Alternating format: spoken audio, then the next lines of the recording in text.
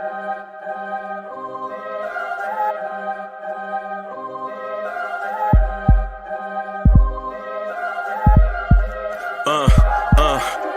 rank where the view is nothing less than phenomenal. For how I express and project from my abdominal. The only view better, both my daddy and my mama know. No living parents, my sons give me balance. My wife is my serenity, this mic is my identity. The world is foul enough, that's why I write without obscenities. Provoking danger with broken language and spoken anguish. Begging to get hurt, why would you ask to go through changes? Yes, Lord, life's a chessboard, master the angles. Control the tempo, be the one who holds the info. Acknowledged knowledge is just as deadly as machete swings. When spoken, the truth is as potent as that Medellin. While others swear the style is free, I just let it ring. Our time is undervalued, soldiers make us better kings. My fans on my shoulder, reaching after better things. Today I take the shot, for them I'd rather set the screen. My mama told me follow my dreams. My daddy told me get it by any means. Stand tall, make him bow to a king. But I've evolved, you can see the resolve. Look in my eyes when you speaking to God. Yo, good morning. Good morning. Welcome to the Knicks Morning Drive. I'm your host, Uncle Freezy. What's good? Good morning, good morning, good morning, good morning, good morning, good morning, good morning. I see y'all out there. Kane Jerry, what's good? Pudge Nice, what's happening? I see y'all out there. Frederick, what's good? Frank Matos, what's good? SJ3, what's good? What's good? What's good? Good morning. Point 5, what's happening? So the Knicks took a bad loss last night. But don't fear. Things happen. Right? So we want to throw that loss out the window. Don't panic. You know what I mean? Don't get on that train of, oh man, I told you the schedule was tough, Uncle Freezy. And whatever. Giannis was red hot going into this game. Right?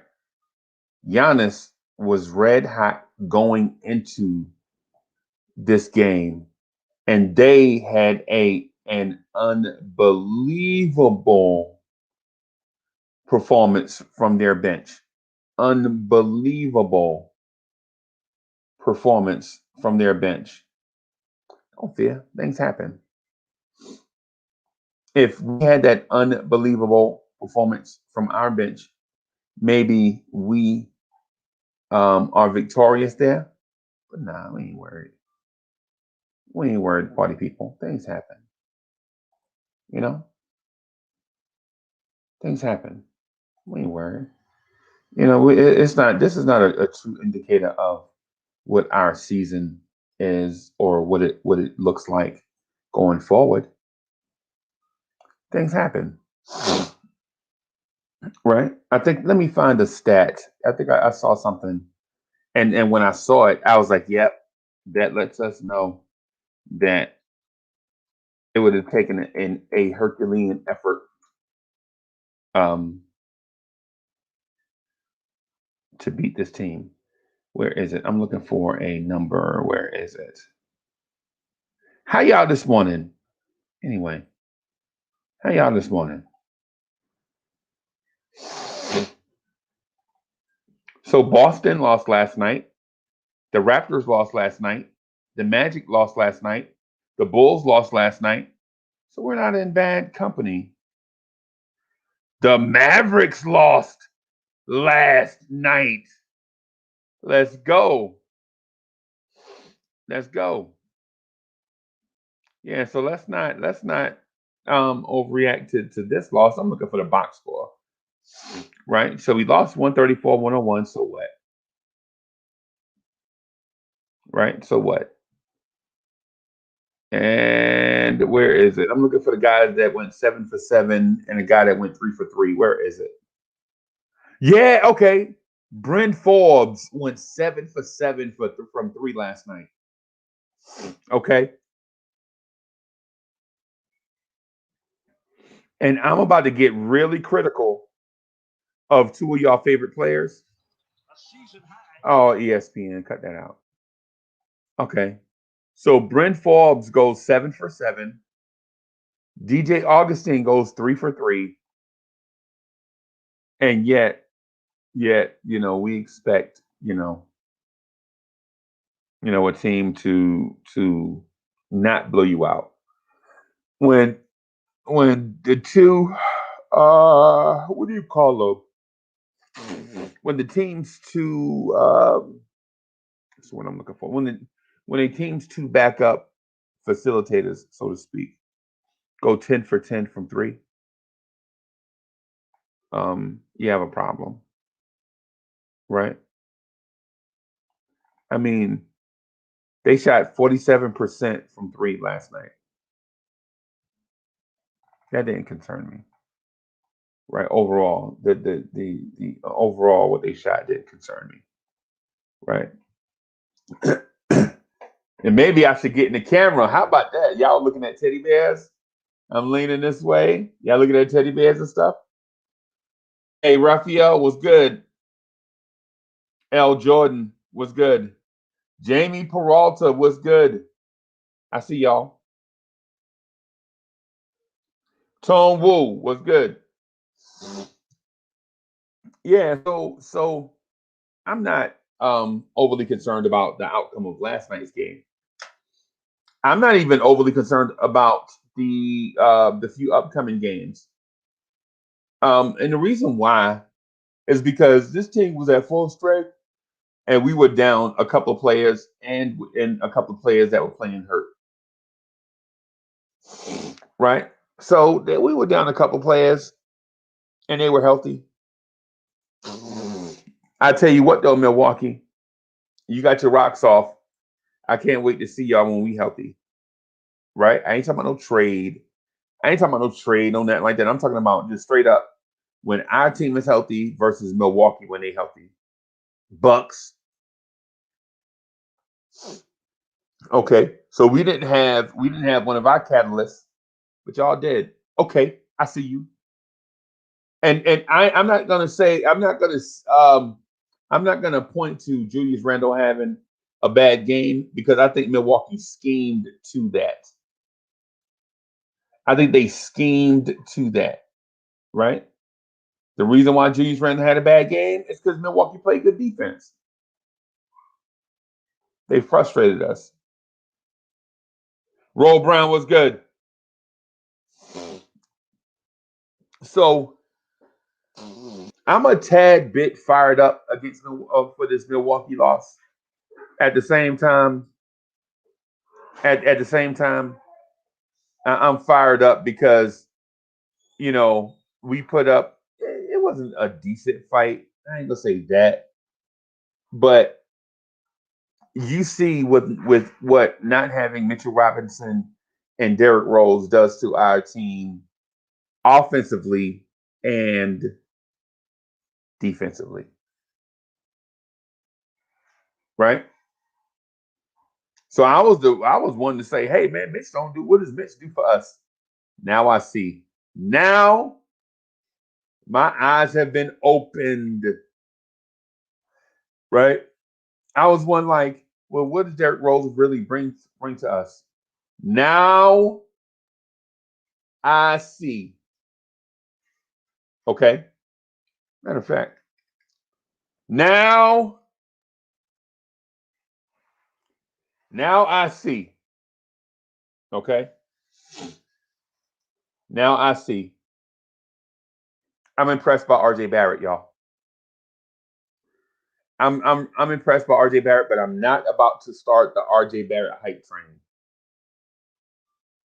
Right? I'm not about to start the RJ Barrett hype train. But our weaknesses have been exposed. Okay? Our weaknesses have been exposed. We legit have real life. We have first world issues at point guard. We have first world issues at point guard, y'all. We have issues at point guard. Yeah, don't tell me about Alfred Payton had a bad game. No, we have to upgrade that spot. Reggie Bullock. Reggie Bullock, where are you? Hey, is that coffee? Okay, that'd be excellent. Mm.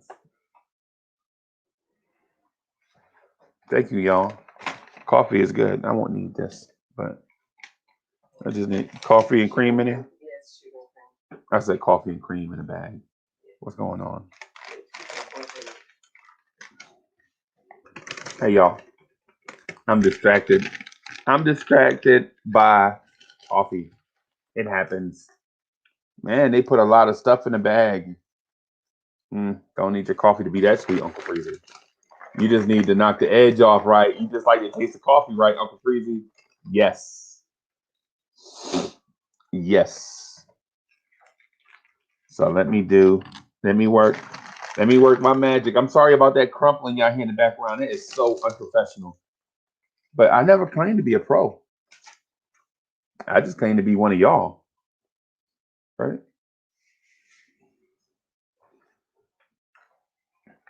So after last night's game, so I watched bits and pieces of it. I'm not gonna lie to you, I didn't watch the whole thing. I just didn't have time. I had a couple things going on at once, so I'll try to watch the full game later. But I will tell you this: I start to come on here and bang the table about Elfrid Payton can't shoot. Now, stop me if you heard that before. Stop me if you heard this before. Elfrid Payton can't shoot. Elfrid Payton can't shoot. Elfrid Payton can't shoot. Elfrid Payton can't shoot. And I know y'all gonna be like, well, Uncle Freezy, you always say, man, you gotta do something deeper than Elfrid Payton can't shoot. You can't always just state the obvious. You know? So, brother. Freezy, salute, man. Salute. Welcome back, man. Welcome back, man. Great to have you back around. And yeah, let's get it started. Tough game yesterday. Tough game. Yeah, I don't think it's a true indicator. Yesterday's game is not a true indicator of who we are.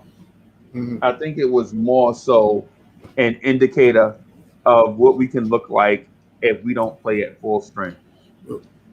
Also, you're making great points this morning, man. But I hate to harp on things. First of all, I want to give a shout out to the chat. Those guys are making good comments this morning too. Shout out to SJ3. He said, I think it was a revenge game. I said, you know what? That's a great point. I thought the same. But this morning, I think he got it on top of your reasonings. This morning, you make some great points, and you know that's why I'm a big believer of when we could improve our roster.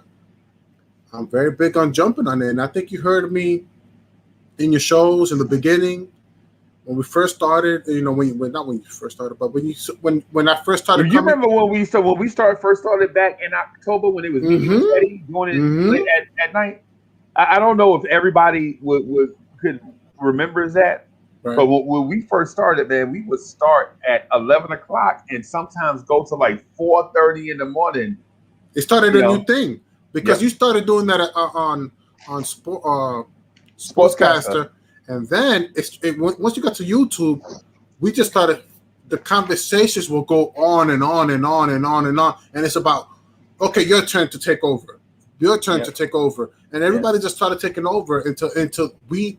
We pushed it, and it's like, wow, man, we're doing this for 4 hours. Until now, it's a standard now. Like, wait a minute, we got to do at least 3 hours. But hey, so I didn't know you were Dominican. Yeah, I'm Dominican. Yeah, I didn't know that, man. Yeah, hey, shout out to Dominicana. Hey, shout out. Yeah, salute. But that's why, So when you're having when you're expressing a lot of frustration on the point guard area. That's why I'm like, listen, man, I was complaining on the off season because I anticipated this situation. Yep. We saw like everybody this is my whole thing and I was shout out to Legion, and I was trying to explain this. I'm not gonna act like I didn't see Wayne Ellington and Reggie Bullock last season, right? I'm not gonna act like I didn't see them for the whole season with I know Right. it's a different coach, different face though. So when I saw Bojan Bogdanovic available, or Gordon Hayward, or another small, I'm like, listen, we need to jump on that quick. Right. Quick. We need to jump on that Quick. quick. And if you go back onto your shows, you saw me how many times I'm telling you, listen, man, we need to get this guy. We need to get Gordon Hayward. We need to jump on it because just like many fans, I'm not trading a draft pick. Like if it's like one pick for Buddy Hield is rational for me, right?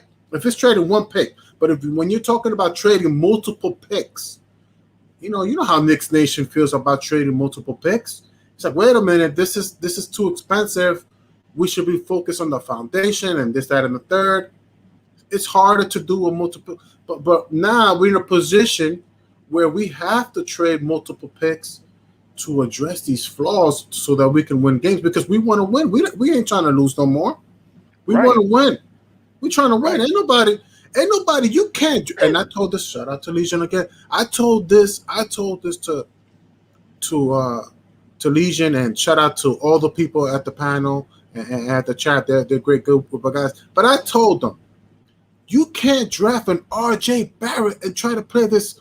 Let's tank. Let's fade. Shout out to Charles B. Shout out to Charles B. Even though he wants to fade for Cade, and you can't have even though he's not. I don't even know if he's too big on RJ, but at the same time, I'm big on. I would trade one draft pick to improve our situation because we need and that, look, to your point, Derrick Rose. I'm glad we got Derrick Rose. At least we got Derrick Rose. Now my goal is to see maybe we could trade Alfred Payton for Will Barton. If I can attach a pick with that, a couple of second rounders, or maybe a first, I think that could be a conversation. But I think we need if I can improve it, I'm gonna do it.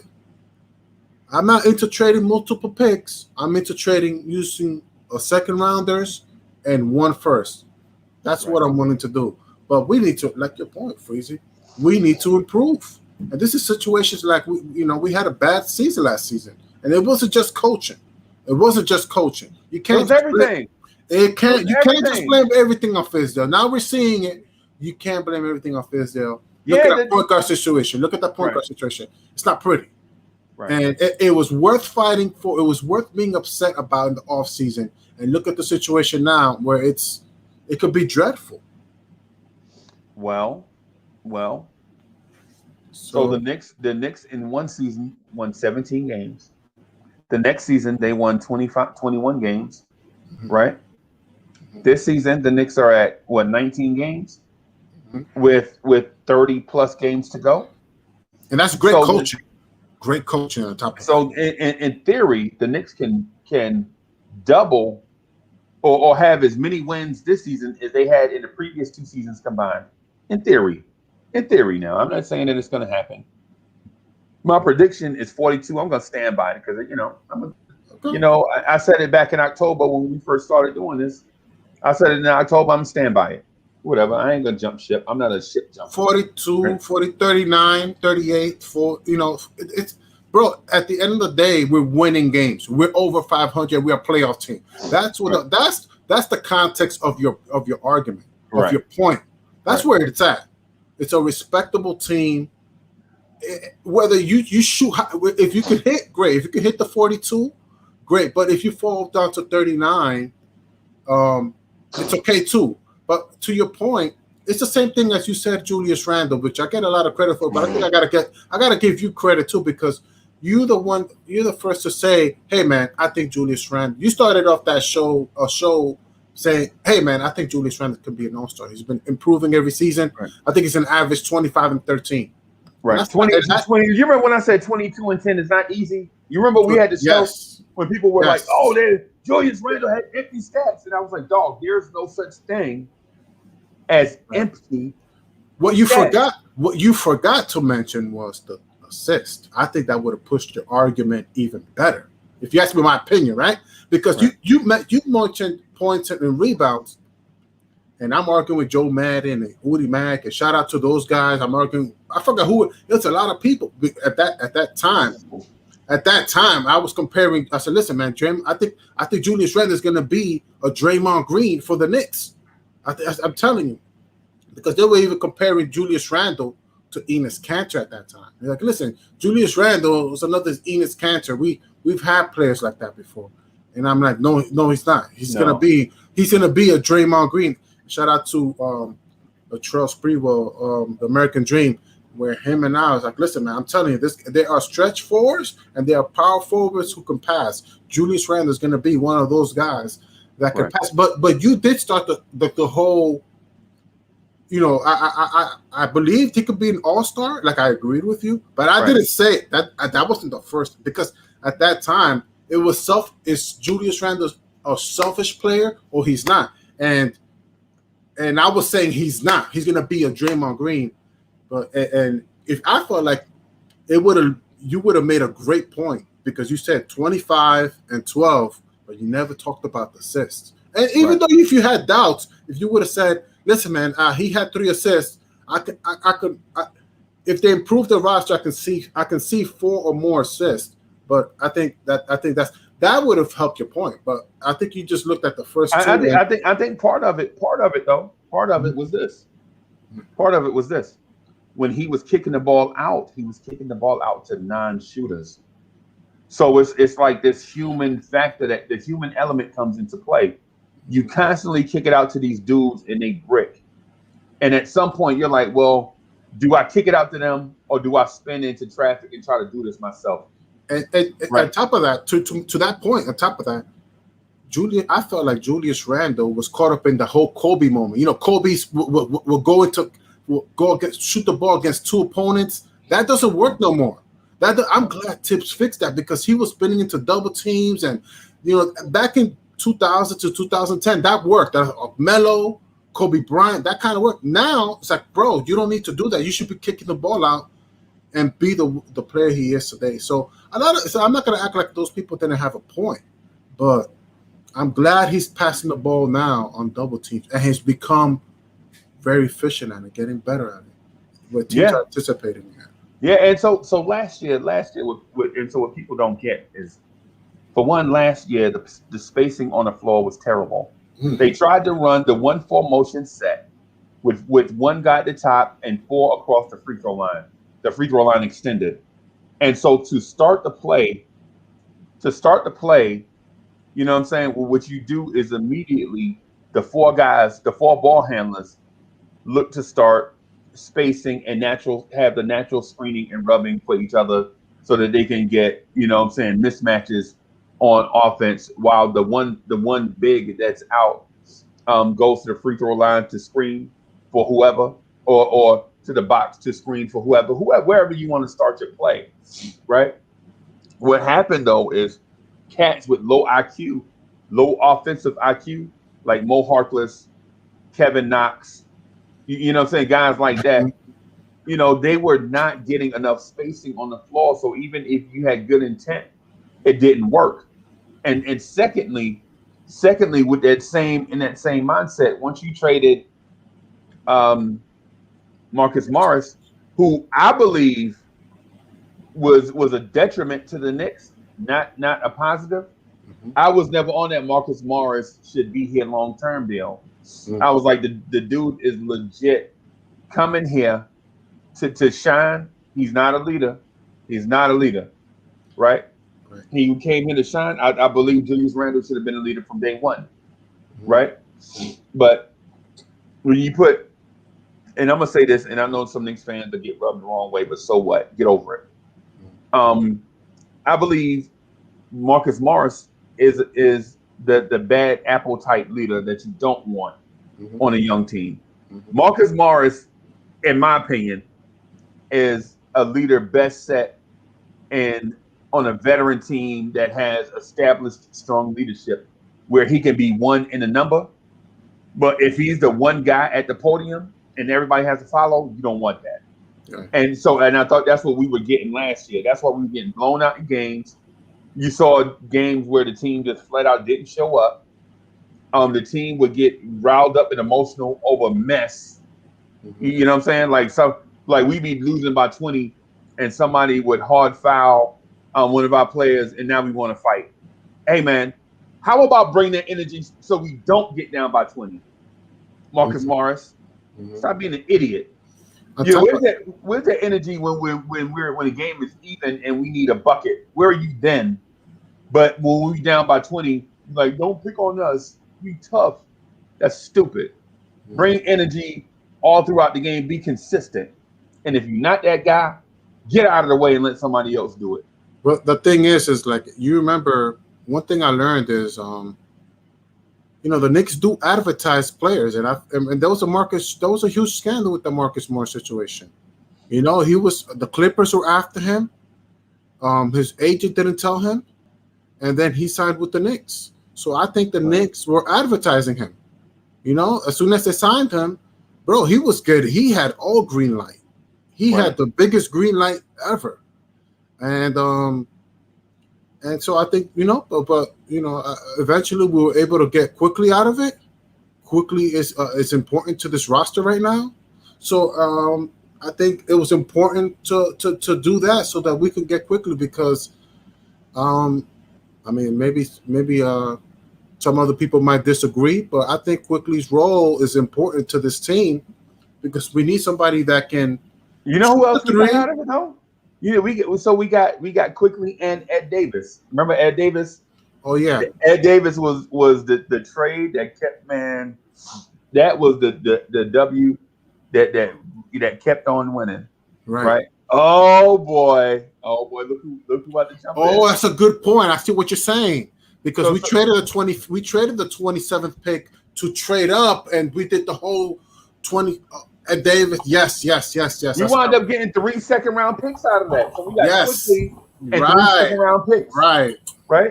I didn't catch that. That was over my head. That was a good one. I was distracted by Cornerstone Kev. Cornerstone Kev is in the building. Nah, forget all that. Where you been, man? Where you been? Hey, we took a break with the Knicks. Yeah, I hear you, bro. We took a break with the Knicks, man. I hear you. How you doing, guy? How you doing? Good, man. All right, great. Hey, I did a couple things. I didn't get to see the game last night because I was driving back from. I heard it. I was driving back from Connecticut, and I'm also dealing with the. Had some bad news. My uncle passed away from COVID. Sorry, man. Yeah, lost. Yeah, so it's like on my birthday back in October, I lost my one uncle, and then I'm losing, this one as well. So this virus is really, My father passed away from that. Really? Yeah. No, man, I'm sorry to hear about that, Raphael. Yeah, man. Yeah. Around May, so it's around May. This helps me out sometimes because I'm like, yo, man, this thing is real.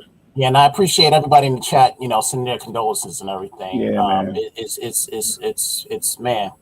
And you're talking about, I remember you when you were talking about, your uncles and everything, how didn't one of them get you to be a Knicks fan? Because my uncle right here got me to be a Knicks fan as well. So that's why it's really rough.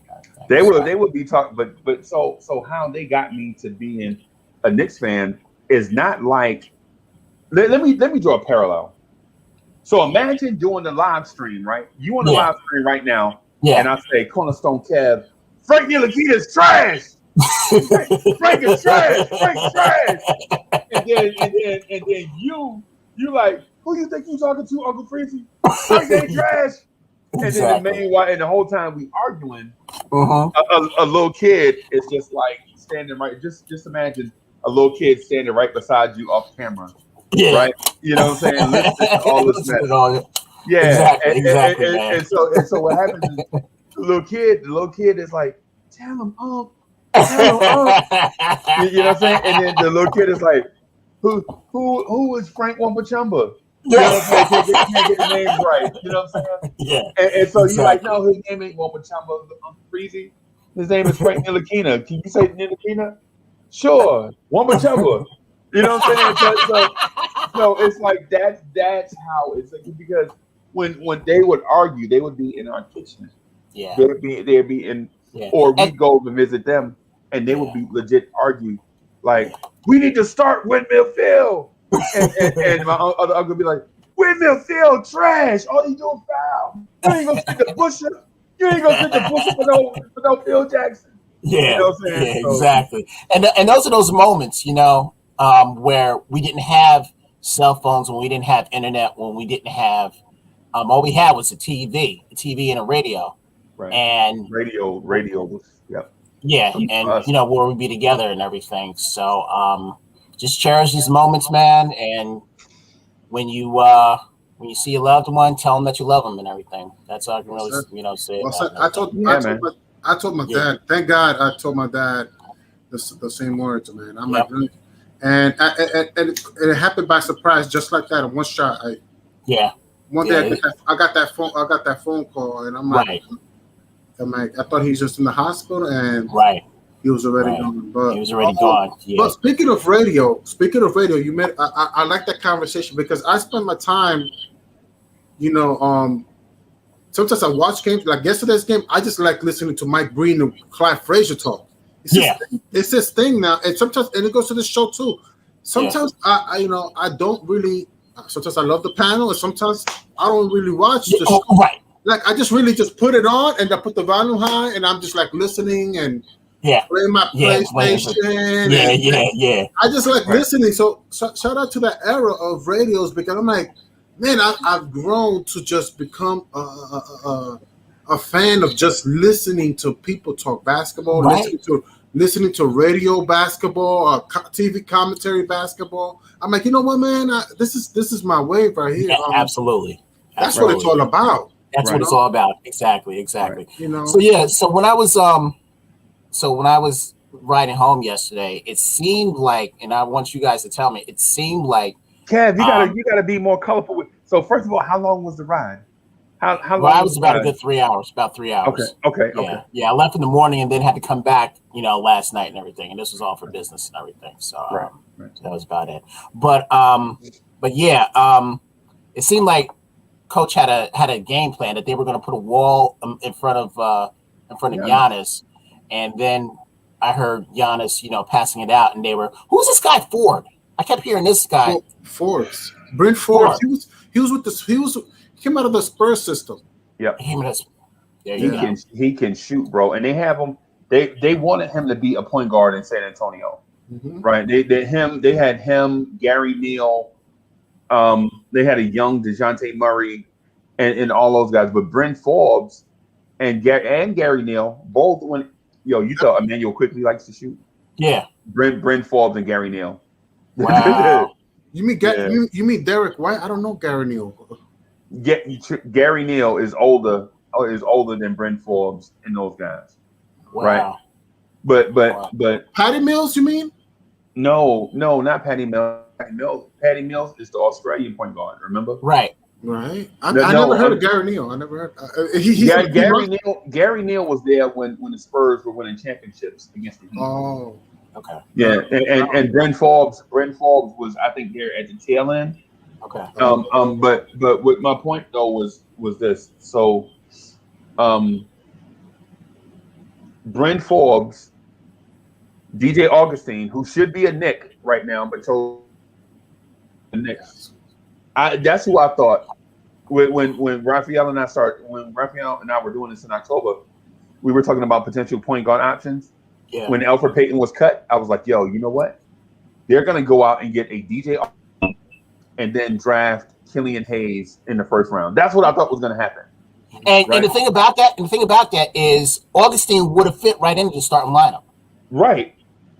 And you could have brought Killian Hayes along slow. Right. And I wasn't a proponent of Killian Hayes because I don't like point guards that can't get to the bucket. That can't drive and get to the bucket, right? I did not like Tyrese Halliburton, and Raphael heard me say over and over and over again. Oh, yes. Oh, you would jump out the window. Yep, I would jump out of a plate glass window. Yes. I would get my fat rump. I would jump my fat rump out of a plate glass window. Yes. And Kev, not a house window now. I'm talking about old school. You remember the cowboy pictures when they used to throw the cowboy through the plate glass window? Absolutely. That's true. Yeah. He had it He had it up to here with Halliburton. He did not want to hear about Halliburton, bro. Yeah, and there was another guy that was on Knicks Fan TV that was complaining the same thing about Halliburton. He didn't want to hear nothing about Halliburton. Yeah, I get it. I get it. But I think it's safe to say that he's a relatively good player, right? Oh, absolutely. Oh, absolutely. Right. I mean, I agree. I don't know what Freezy thinks now. I think, but I don't know what Freezy thinks now. That's. I know. I think what's happened is we're punch drunk on Tyrese Halliburton, and I think he's punch drunk on his quick success. But how the Tyrese Halliburton thing works in a vacuum is, for one, they have an established all-star level point guard already. Yes. And at the other position, they have one of the greatest shooters of three-point shooters of all time by percentage and volume. Right. Right. And Buddy Hield. Right. But if Tyrese Halliburton had come here, I don't think he would. Yeah. Right. And you imagine Tyrese Halliburton, RJ Barrett, and Alfred Payton. He has no handle. He has no handle. Right.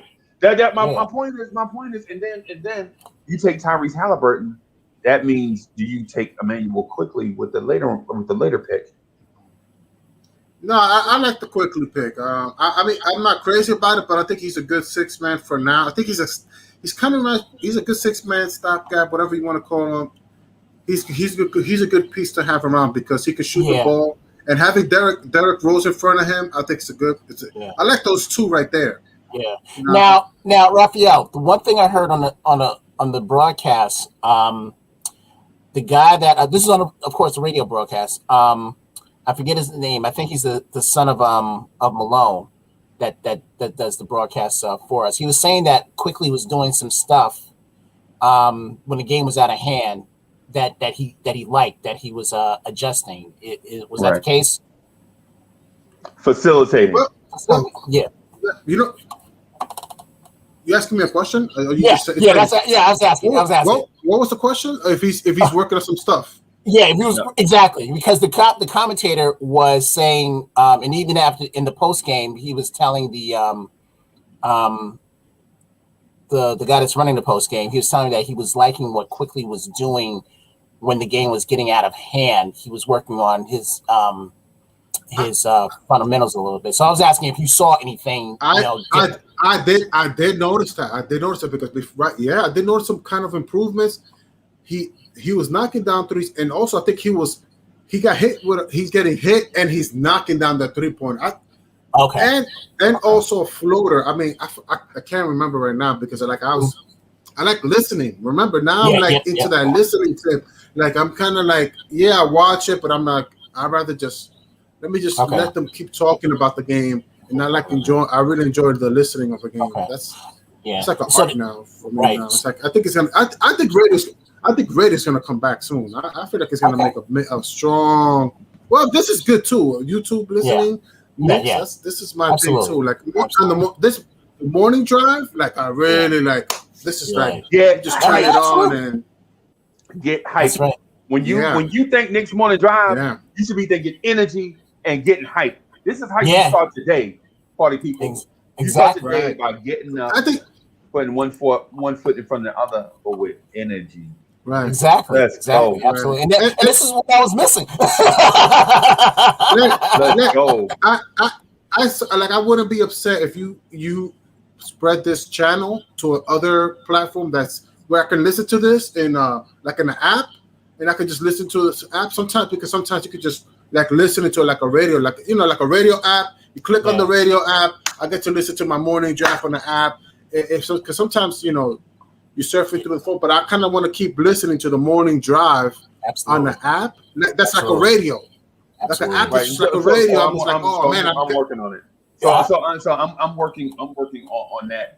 It's just with so many things going on, like Knicks freestyle, with editing videos, Knicks versus the Knicks at Night podcast, the Lawrence Tears Debate League, the Knicks Morning Drive. People have been wanting me to do memberships. They want me to do swag. I got to continue to try to grow the channel in other ways, the social media aspect of it. So it's a lot of stuff that's going on. It's one of the reasons why, maybe like we're right now, the growth is not as fast as others. But I'm looking at some long-term stuff. So absolutely. So you know what I'm saying. So instead of like racing out the box, that's not what my goal was. The goal was to fellowship. Period. Uh-huh. The reason why we get together is for the Knicks fellowship, right? Absolutely. You know, Because we all we got. Because we all we yeah, got. yeah. Because we're willing to fight with each other. Sometimes there are days we get along. There are days we fight. There are days where you get all kinds of stuff, and it's about these Knicks, man. It's like, listen, man, this is not the move. This is I'm right, you're wrong, and let's debate about it. Let's have an argument about it. And I want to give a shout out to Jason M. He said that Buddy Hield is trash. I think we can make. There's a lot of they've been losing a lot, Sacramento, but a lot of people like Harrison Barnes too. So they have good pieces that I think. If we bring him here, I feel like we could probably change. And with the culture we're building here, I feel like we could bring them along. That's the idea. But I don't want to spend so many draft picks. I'm not a multiple draft pick kind of trade guy. I love trades. I would talk to you trades, but trading multiple draft picks, that's a tough sell because I want to trade one and a player or multiple players. Exactly. Players. I'll do that. Yes. See me, you, Raphael, we right here. I'm the same way because people will say they're only draft picks because you don't know what they're going to be and everything. Well, that's the thing right there. You don't know what they're going to be. You don't know. So you got to take, and those are free, picks for you. Nothing that you have to, spend your money on or anything. These are your picks. It's on top of that, Cornerstone. The Knicks front office, Leon Rose, spent extra money on Walt Perrin. You don't go out of your way to sign to spend $2 million on Walt Perrin to trade. I believe, right? I'm gonna say I believe. No. I could be wrong. Hold on. Let me finish. I believe, right? You don't sign somebody like Walt Perrin, go out of your way to get this guy, and then trade 3 first-round picks. No, that's a suspect. That's suspect. You can't you do something like that, then there's going to be a lot of words being said after that. Absolutely. So I think Walt Perry's going to. But I've been having since these last 4 days. I've been having this. I've been having a lot of thoughts, and I have to put my channel up because sometimes. I just want to say it in the drive. Sometimes it's all about saying it in the chat, saying it in the drive and the panel. But I was wondering, right? It hit me. It dawned on me, right? Because a lot of people are not crazy about the Obi pick, right? A lot of people. Oh, let's not overreact. I'm not overreacting. Some people. No, I'm not saying I am. I'm not saying I am. No, I know. But I got a question, but I got a question though. I got a question. And it's not about a trade, okay? So let me just knock that out the box. It's not about a bucket trade. A lot of people are not crazy about the OB pick. Some people are not too crazy. Well, the quickly pick is fine. But my whole thing is, and people want to be in the lottery too. So I'm like, man, I'm starting to wonder, are people sold on Leon Rose and Walt Perrin? Are they sold on the draft? Or they just rather say, you know what, let's just tank and get the obvious pick like Suggs and Kuminga, because it seems like people are not sold and unsure that we can draft somebody good. It's the impression I'm getting. It's like, listen, man, it's like, why do we have fade? Why the tank? And why do we have people looking at these lottery players when we could just keep moving forward, win games, and do what good organizations do, who win games. And they draft well within the, they draft well between 10 through 20. It could be in the 10 through 20 range. And why don't we just keep? And it's like maybe they're insecure. Maybe they're upset about the OB pick, and maybe they just don't believe. They believe they'd rather be in the lottery, get somebody good because they don't really trust Leon Rose or Walt Perrin. They want the obvious pick. Well, both of your rookies scored in double digits last night, right? So Obi had 10 and 5, right? And generally it takes bigs longer to develop in the NBA than it does for guys with the ball in their hands. Pause. So what you want to do, man, is be patient with Obi, right? So I give you an example. Give you an example on what I think the Knicks should do right now, right? I think the Knicks should trade for a legit big 3-and-D wing defender type player, like a Mo Harkless, who's on the Miami Heat bench right now, that's doing absolutely diddly poo, getting DMP'd half to death, right? And you don't bring him in here. You don't bring him in here in order to siphon minutes away from somebody that's established. What you bring him in to do is to supplement what you already have. And then if he shows to be better than, say, a Reggie Bullock, then you start him. That's what I was getting at. Do you think he's better than Reggie Bullock? I think he's defensively, he's way better than Reggie Bullock. Offensively, he's clueless. Right? Offensively, to me, clueless. Yeah, but Freezy, my thing about your take is that we're seeing quickly shoot more.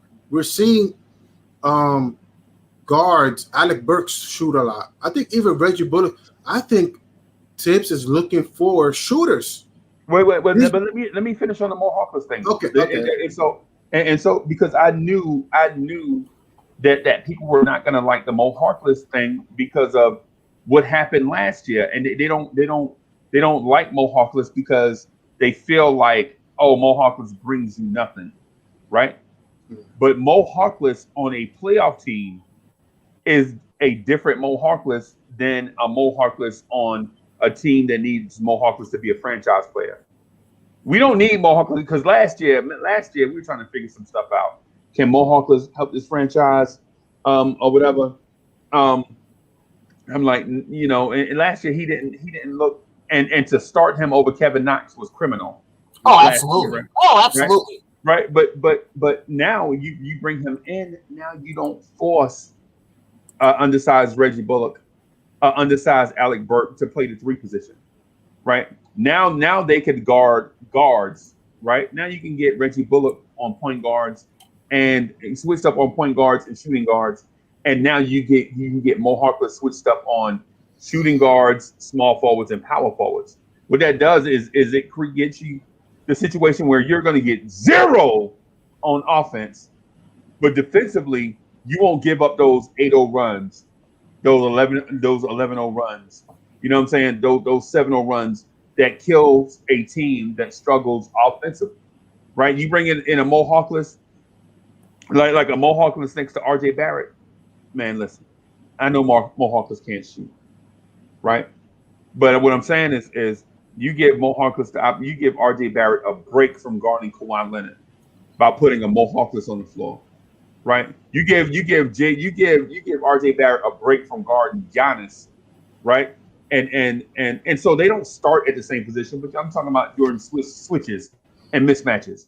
You give RJ Barrett a break from guarding, the Giannis, the KDs, the LeBrons, the Bradley Beals, the Zach LaVines, and you bring in Mo Harkless, and all he does is play defense, right? Now you get your RJ Barrett and so for the record, I'm gonna just tell y'all this. I don't know if y'all, but RJ Barrett is shooting 47% from the 3-point line since January 15th, right? Now, I know Cornerstone Kev is going to be like, so what? 47%? That's not impressive. Oh, you're not going to know. Hell no. You're not going to get that from me. I love what he's doing. Cornerstone Kev, own it. I love what he's doing. Right. I love what he's doing. And so his defense also, while I'm not going to say he's a defensive stopper, but exactly. he's impressive defensively. That's why when he was struggling, when his shot was not going, Thibodeau kept him on the floor because he was bringing stuff on the other side of the floor. And Thibodeau said that, and they were like, "Yo, RJ's struggling. Why don't you sit him?" He's like, "No, man, RJ Barrett is picking it up in other areas." Excuse me, I get upset sometimes. I get emotional sometimes. Hey, Raphael, I get emotional sometimes when I talk about RJ Barrett. But what I'm saying is this. So for those that in the chat, what I'm saying is don't bring in a Mo Harkless or that type player thinking he's going to be a significant impact player. You bring him in because you know what he's going to do is contribute to the total team concept by not doing big stuff but little stuff. Like when you build a house, right? When you build a house, everything ain't gonna be brick and mortar. Some of the stuff that you build your house with is gonna be wiring. You know what I'm saying? Some of it's gonna be drywall. You know what I'm saying? So when you think about building your big fancy house, everything is not gonna be brick and mortar or wood. You know what I'm saying? Some of it is gonna be that other stuff, like wiring, like insulation. And so that's what I'm saying about Mo Harkless. You don't bring him in here. Roofing. Yeah. You don't bring him in here thinking he's going to start over Reggie Bullock and that Mo Harkless is going to give you 15 points a game and excellent defense. You bring him in with the mindset that in situation like last night when Giannis was about to go in his bag, could we have used a big small forward that's agile and mobile to stay in front of Giannis? Come on. Stop, Knicks fans. Stop. Stop. So in other words, instead of building the wall, just have somebody bigger play straight up against them. Is that what you're saying? Yes. And if that guy foul out, so what? He wasn't contributing mightily to your thing anyway. Right. You know what I'm saying?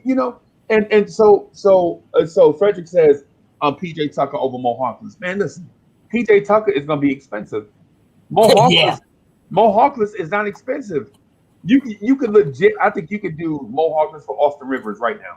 I would trade Alfred Payton for Will Barton. What about having traded for Will Barton?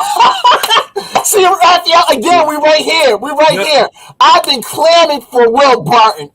Between him and Terrence Ross. Those two guys are like quintessential small forwards. The only thing about Will Barton, though, is Will Barton is small. Yeah, he's small. I like Will Barton. I've been watching him for a while. He is a problem every time. There are certain players that when we go up against, I say to myself, "Damn, we got to go up. We got to deal with this joker." It all started for me with Dwayne Wade. Every time we played Dwayne Wade when he was first after I first saw him his first year, I said, "Damn, we're gonna have to deal with him for a while." Right. I feel the same way about Will Barton. He came from the G League, and he's been on that system for Denver, for a long time. Every time I don't think about the Joker. I don't think about Murray. I'm probably missing somebody else. He was one of the guys I was thinking about, but yeah, we got to deal with Will Barton. With Orlando, it's not so much Vucevic or Gordon. It's Terrence Ross. Even when Terrence Ross was with Toronto, right. It was him. But so yes, Raphael, Will Barton, yeah, he is that dude for me. He is that dude that would fit. He's like the one, Uncle Freeze. He's like one of those glue guys that you always talking about. You need a glue guy. Guy, and he's one of them. Cornish, I got to make a quick point about the game because I watched some of the game. Like I watched I think it was the first half of the first quarter. Right. And Frank was struggling. I kind of like that. He was. He missed his 2 free throws. I heard that. Yeah. I knew right there. Once I saw that, I saw Tibbs' face because it went quickly to Tibbs, and Mike Breen said something like, "Oh man, I know. Tibbs is not happy about that. You missed your 2 free throws." Yeah. I kind of like. I just want to make it real quick. I kind of like the way. And this because of this, I know you're a Frank fan, but I kind of like the way he's handling Frank a bit. Like if he got it on offense, you get minutes. If you don't got it, I gotta go somewhere else. I gotta go for offense. So that's why I'm telling Freezy, I don't know about Mo Harkless because I'm seeing how Frank is being treated, who has great defense. Sometimes he got it on offense, and sometimes he's cooking, and sometimes he's not. And that's. He's not focused on that. You got to play. You got to score. He's looking at how many points you're gonna score. Do you got it on offense? Did he score at all? Did he score at all last night? I don't think so. And that's why I'm like, listen, man. People. I don't know if people remember, but $6 million is coming off the books next year. So I would have just I mean I don't want to harp because it's not good to be harping about the same thing. Last off season I would have went out the way. We got $17 million available and $7 million coming back next season, so that's $24 million. Right. Give me Gordon Hayward, bro. Let's erase all those problems. Yeah, Giannis is going to score, but this guy's shooting 50% from the field and 20 points and averaging 30 minutes per game. Yeah, but the thing about Gordon Hayward, were you willing to pay what the Hornets were paying him? Yeah, I don't have to give up draft picks. If I don't have to give up draft picks and I have cap space. They didn't trade for him. He went as a free agent, right? As a free agent. So that's what I'm saying. I would sign him because I don't have to give up draft picks. Like it's not a combination like Bradley Beal or Zach LaVine where you have to pay him the contract and give up multiple draft picks. See, that's the problem for me. It's the multiple draft picks. Once you're just talking about just a contract, it's just a contract. And I think it's safe. I feel safer signing. So if I'm understanding you, you would have rather pay him that money and then get the ridicule from the media and from a lot of Knicks fans. And is he playing right now? He's playing like 35 minutes per game. I would have lowered it to like 30 something. I mean, who's name? I'm sorry. Gordon Hayward. Okay. Yeah. So I would have signed him because I don't have to get myself in a situation where I have to trade multiple picks. I think for a need. It's a need now. It's not a want. Right. It's a need. I think management. Well, here's the thing. I think management was high on him, but I guess so many years management was throwing money at players that really, didn't really A, deserve it, or B, didn't mount up for anything, and it was just bad on us, and we had them on their books. The latest example is Jakeem Noah. He's still on our books and everything. Yeah. So I'm gonna go with the premise. I'm gonna go with the premise that they wanted to shake off that notion of just throwing money around because that's what past regimes has done. Now, I'm hoping what you just said doesn't happen in the off season of trading and giving up draft picks. I'm hoping that doesn't happen. That's what I'm saying. I would rather keep the draft picks, hold on to Gordon Hayward. Gordon Hayward's averaged 50% from the field, 20 points per game, can shoot the ball, can space the floor, has 10 years in the league. I mean, why do I have to give up 2 or 3 first-round picks to address a small forward position or a point guard situation? I don't want to be forced to be in a situation like that where I could just sign this guy, I could hold on to my picks, man. And it's all about keeping your draft. First of all, you want to keep your draft picks first. Right. And if you could attain more, great. But you don't want to trade 3 because you have to. Because if I can sign Gordon Hayward, then I could possibly use draft picks for a point guard. Then I could say, you know what? Look, I already got Gordon Hayward. Let's trade draft picks for a point guard. Right. So who are we cutting in order to make room for this person, for this player? Like, who on this roster should we cut in order to make room for the player that we desire? Well, I guess both Bullock and you need role players though, guys. We got to keep Bullock or Burks. One of them got to stay. So now gun to your head. Mm-hmm. Who are you keeping between the two of them? Interesting. That's interesting. And let me tell you something, man. And we want you to tell us something. Come on. If it's after this season, if we're talking last off season or this coming off season, if it was okay, so if I'm going into this season, I'm trading both of those guys so I can get Will Barton. I gotta get Will Barton starting in the starting position. Then I'll have. I don't even know if. I think they're going to want to pick too. I think Denver's going to want to pick as well. Right, but I might use one versus multiple. is better than listening to. Oh yeah, absolutely. I'll lose one. I'll yeah. lose one. I'm not going to be like Danny Ainge. He had all that capital, all those draft picks and everything, and didn't do crap with them.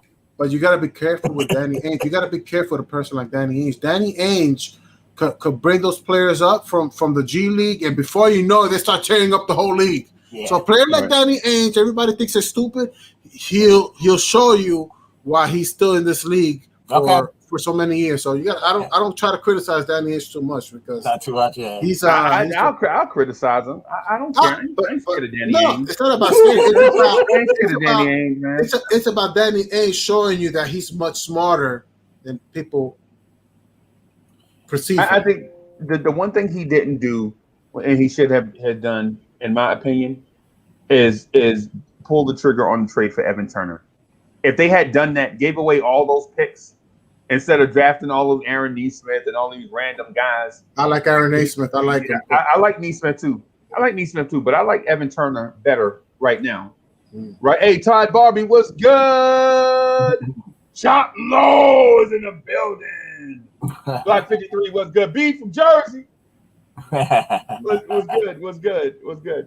Hey, so when I watched the replays on the thing, I'm like, yo, why is Uncle Freezy yelling in the mic? So I'm like, yo, Uncle Freezy, why are you yelling in the mic when you see somebody? And so I tell Uncle Freezy that Uncle Freezy yell in the mic when he sees somebody because he's hyped and genuinely glad to see people. You know what I'm saying? I don't just shout people out for the sake of shouting. Right. You know what I'm saying? That's a whack exercise, but I will shout people out when I'm excited to see folk. You know what I'm saying? And so, you know, I get excited sometimes. So I'm human. Right. I'm human, party people. So just, you know, cut me some slack. But you making some point. You were making a point about Danny Ainge in Boston. You were getting to somewhere, Freezy. Yeah. Hey. So what I'm getting at is this. What I'm getting at is this. So I think Danny Ainge is a smart GM, very cold and calculated.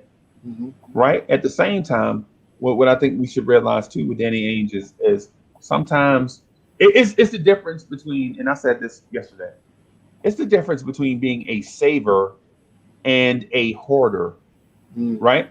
You know, hoarders are in that mindset like, man, I gotta accumulate all this stuff. I gotta accumulate all this stuff. And a saver is like, I have to accumulate this stuff for a purpose. A hoarder just saves stuff just to save it. Yep. You know, a hoarder just like accumulates stuff. And they're like, I'm just gonna accumulate stuff. A saver is like, you know, I'm gonna save this money for retirement, or I'm gonna put this money away for a deposit for this car that I like. You know what I'm saying? Or just you know, I'm gonna save this money so I can build this house where I can build it using my money and not have to take out a mortgage or something like that. You know, for those that are blessed enough to do that type of stuff. So what I'm getting at is I think Danny Ainge is walking that line of being the saver and the hoarder and the calculated the calculated sociopath, because he was legit going to trade Kemba Walker with a bad knee. Yep. Like he traded Isaiah Thomas with a bad hip. Yep. You know what I'm saying? So, and not to mention, did you listen to like Boston talking about Kyrie, and supposedly there's like a Kyrie was saying something like, "Hey man, you guys made me out to be the bad guy and everything." And this was yesterday's game because like supposedly that, you know, Danny Ainge made a comment that he wished he would have kept Kyrie now. Like he said, you know what, Kyrie, we should have actually kept him. He was in our long-term plans, but there was so much conflict. But now they kind of regret letting him go, and they gave him a lot of blame when actually they had a lot of internal affairs. And he's telling them, didn't he leave on his own? Yeah, but they were blaming. They made him to be the scapegoat, and now they're looking at that situation like, you know what, Kyrie, you should be a point guard, and we should have kept you instead of having Kemba Walker. It should have been. Now they have Kemba Walker. It's Kemba Walker, Tatum and Jaylen Brown, and should have been Kyrie. Now they're like, man, Kyrie, we should have just kept you and kept the team, kept that core. And now they're so there was a big celebration when the Brooklyn Nets played the Boston Celtics. But I just want to just clear that up, like since we were talking about Boston. But back to the Knicks, because I don't want to spend too much time on other teams. You know. Yeah, absolutely. So so I'm getting yesterday with yesterday's game that when Giannis passed out, everybody was hitting their shots, and when Randall was passing out, nobody was hitting nothing. Is that's a synopsis? And not to mention him not having a good game. But then again, it's been history tells you that Randall doesn't have a good game after the All-Star break, and even though this was his first time being an All-Star, it seemed like that trend, didn't happen. I've never heard him just scoring 7 points. Never heard of it. Right. But I'm not going to kill the guy. I mean, he had a bad game. That's all. It happened. On to the next. And he'll get 20 next game. I got a question with that too. I got a question to you guys. Okay. Is he tired, or is he playing a slower pace? I mean, we always talk about Alfred Payton's pace and he playing slow. Sometimes I'm starting to wonder if Julius Randle is slowing his pace, or is this guy just exhausted? Because even in the commentary with Clyde Frazier, Mike Breen, I think they talk about, like, is he tired? Is he exhausted? I mean, we heard Julius Randle talk about the All-Star game, like, hey, man, I'm leading the league in minutes. I'm fine with the minutes I got in the All-Star game. So it's like, and sometimes when I see him in the court, man, it looks like, I don't know, man, I never see somebody more exhausted, more out of it than ever. That's my impression. I don't know if you guys are getting the same, are seeing the same thing sometimes. Well, I don't think he, I do agree that we're playing at a slower pace, and I think it's a combination of a couple things. Number one, I think that's what Tibbs wants, and number two, I think that's what Alfred is getting him. I mean, one thing about Alfred, I honestly don't think he's a quick point guard. I really don't. But the dude has the word "Flash" tattooed on his arm. Well, he's not Flash. He's not. He's that turtle. He's that turtle from Bugs Bunny. He's a turtle with the jetpack hidden. Yeah, from Bugs Bunny. Yes. That's what it is. I think D Rose is a little bit quicker than what Alfred is. Especially, I think he shows it more. Right. I think he shows it more, and exactly. So. But Alfred Payton can get to the basket whenever he wants. That's the problem. I was going to say the same thing. He's flash on getting to the paint. Like, what? That's crazy. And then that's why I say he always plays with my emotions, because he doesn't get those, those chippies that you think he's going to get when he gets to the basket. Right. Like, why don't you convert that? Come on, man. Right. I have no idea why Alfred Payton can't finish at the basket after all of these seasons. And sometimes it's close, though. Sometimes it's like it looks like it could go in. It has a good chance of go. Nah, it doesn't convert. But still finishes the game about close to. I mean, that's not his field goal percentage, but some games I see 50%. I'm like, wow, this guy's shooting. I see Anthony D in the chat saying, "Raphael, you bugging this morning." Anthony, what's he bugging about? Tell us. Yeah. It could be free agency. A lot of it's free agency is not easy, but I think free agency you got to entertain either trades or draft or trades or free agents. And some people, I feel like when it comes to free agents, it's like they have it in their head, like, oh, we got to attach picks to it. There's no picks attached to these free agents. It's like that's what I feel sometimes. It's like people are opposed to both. You don't have to be. You have to use the salary cap. I agree. Yeah. So you have to use it, or the money that you don't use gets dispersed to the players on the roster. Mm-hmm. I don't think they're gonna do that. But at the same time, it's possible. Okay, I wouldn't put it past them. Yeah. I feel you. I feel you on that. Let me check out what's going on in the chat. So shout out to Chop Low. Chop Low's in the building.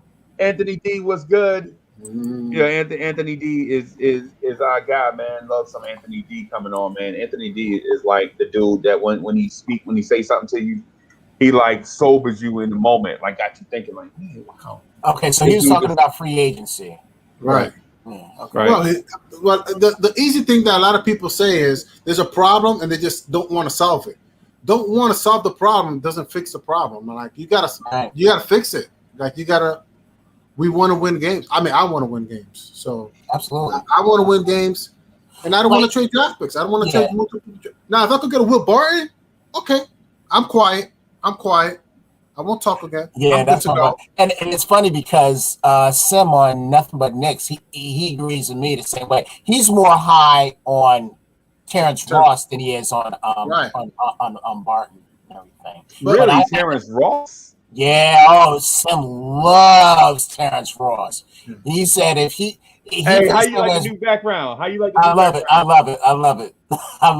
You know what? I really feel bad for Kevin Knox, man. I really do, because this was a guy that got drafted and we thought was going to get minutes and everything. And for a time he was in his first year, and then in his second year, I didn't mind the Randall coming here, but I thought once they got Morris, I thought that sealed it up. I really thought that sealed it up. Not so much of Morris being here, but of course the Fizdale starting Morris over Knox, and I think it just snowballed from there. Yeah, that was criminal. Yeah, I got a question for you guys, because in my mind it's semantics. But what is cheaper, trading for Will Barton or signing Bojan Bogdanovic or Gordon Hayward? Which one is the cheapest route?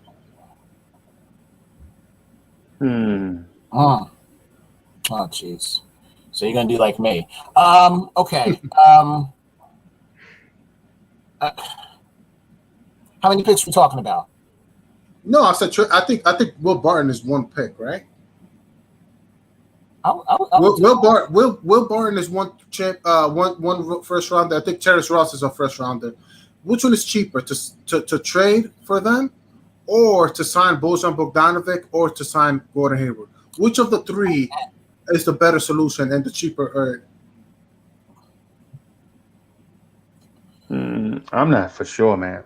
Yeah, I'm leaning towards the trading part. If I'm only giving up just a second round, is he worth the second round? Or is he worth the first? It has to be. I think it's. Let's just look at the situation as a first round pick. It has to be a first round.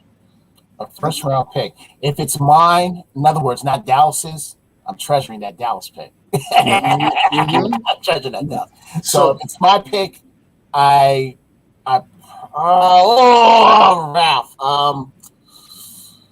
I'm thinking about that.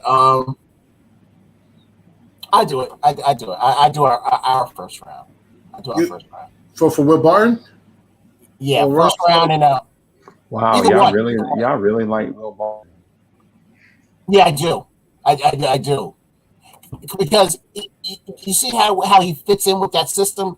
I think Tibbs could do wonders with him in our system. Right.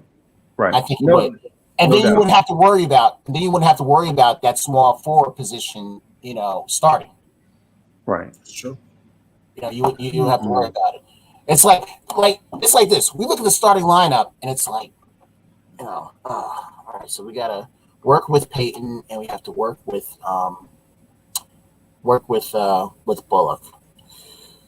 All right, Lord have mercy. Yeah, because we have Barrett, we have Randall, we have Mitch comes back. We'll have Mitch. Those two positions, you like that. You get Barton in here. It's like the only thing we have to worry about. What we've been worrying about for years is just the point guard position, because the rest of the four is already taken care of. If Barton was with us, right? Okay. If Barton was with us and everything, and Ross too. Ross as well. So that's interesting. But Bodega Wi-Fi says Barton wouldn't cost the first round. We can give the high second round pick we got from the Pistons. All right, so he's saying that he would cost us. So if he do that, yeah, most definite. most definite. So Okay. I could see that. yeah, I could see that, and so I'm open to. I want to. I'm listening into it in a sense because what I think is any option right now should be explored. yes, You know what I'm saying? Any yes, option right now should be That's all. yes. And what do we have? We have a week and 4 days, right? Because it's on the 25th, right? The trade deadline. yes. Yeah, yeah. Okay.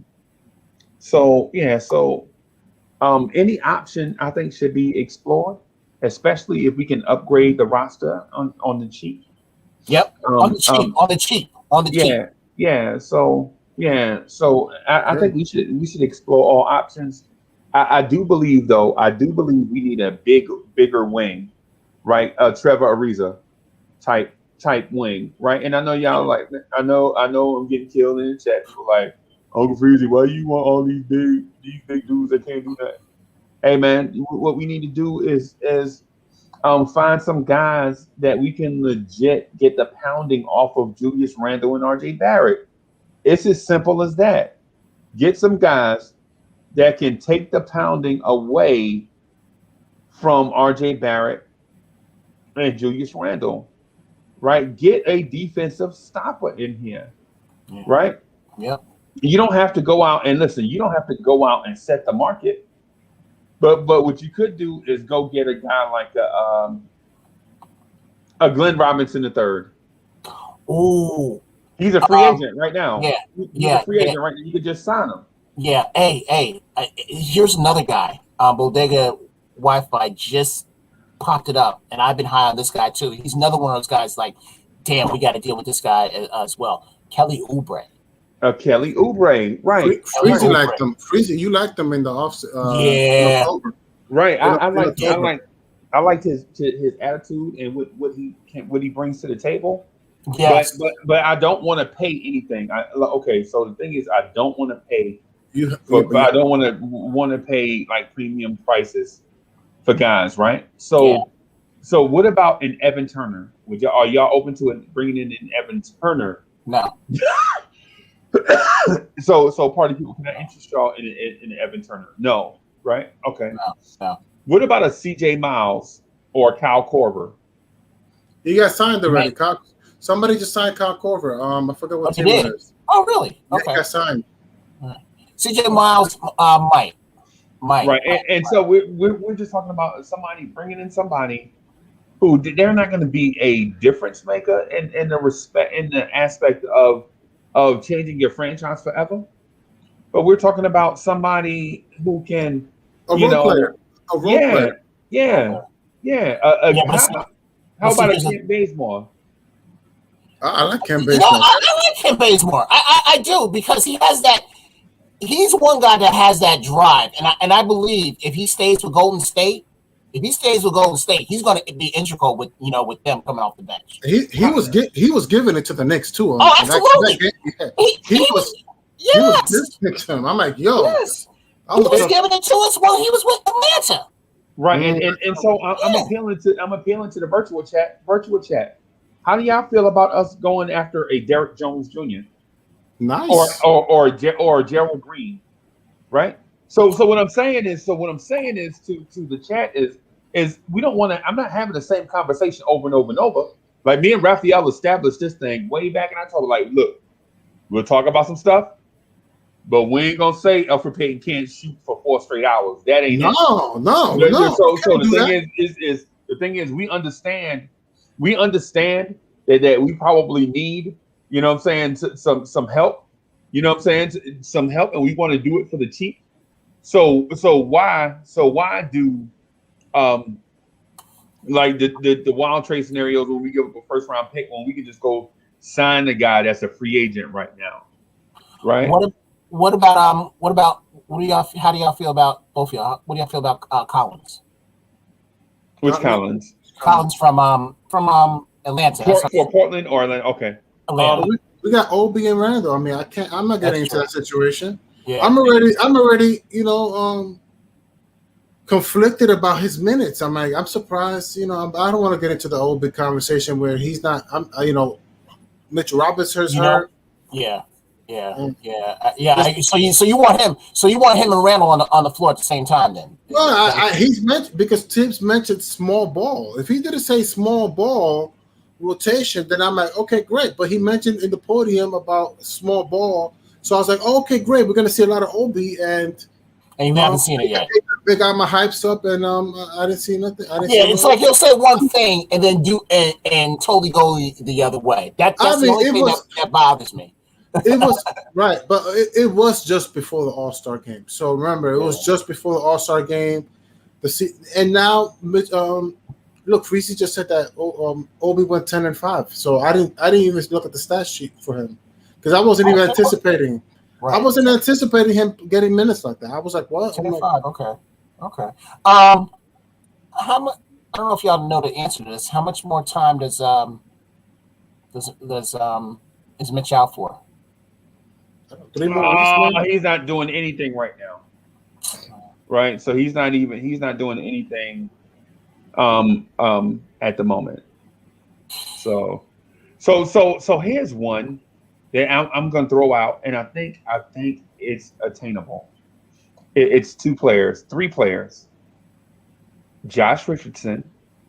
Nice. Do you think we should go after Josh Richardson? Yeah, at Dallas, right? Dallas. Yeah. Matisse Thybulle.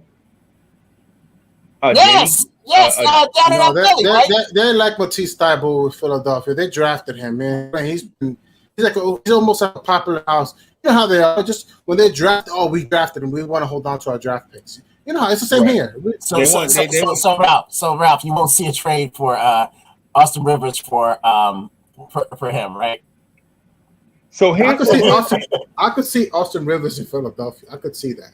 But that's what I'm saying. If we traded Files, the guy that you just mentioned, trading them straight up. So here's a sneaky. So we'll come back. Okay. I have a sneaky name.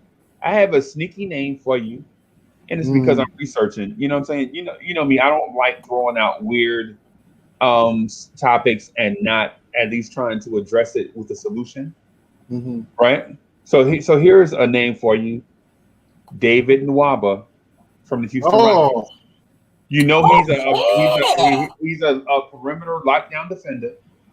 He's young, not very young, but you know what I mean. Young enough to identify with us. I think this is his 4th NBA season. He's 6'5", 290. He's 6'5", 219. Right. We can bring him in and give him a shot next to RJ Barrett. It upgrades Reggie Bullock's spot immediately. As soon as you get David Nwaba, Reggie Bullock, you relegated to the bench, which is probably your better role anyway. You know what I'm saying? But you got to answer: can he score? I mean, I'm not going to act like Reggie, but I'm not going to. Is it me, or is Reggie Bullock playing? He's been in the hot streak lately. Is it me? Is it like has he? I think he's trying to like. I remember one game he shot like he took 10 or 12 shots for the game. I'm like, wait a minute, let me see. Okay, he went 2 for 6. Yeah, that was against the Bucks. Yeah, I don't know. My whole thing is I want to keep it. What about Cam Reddish? How do you feel about? I love Cam Reddish. I love Cam Reddish. I love Cam Reddish. Yes. Okay. My whole thing is it's a 15-man roster. Everybody can't be superstars. You need role players. Kevin Knox is here for now, right? Who's probably out of the rotation. So if there's a 15-man rotation, Knox will be out of that rotation, I believe. Yeah.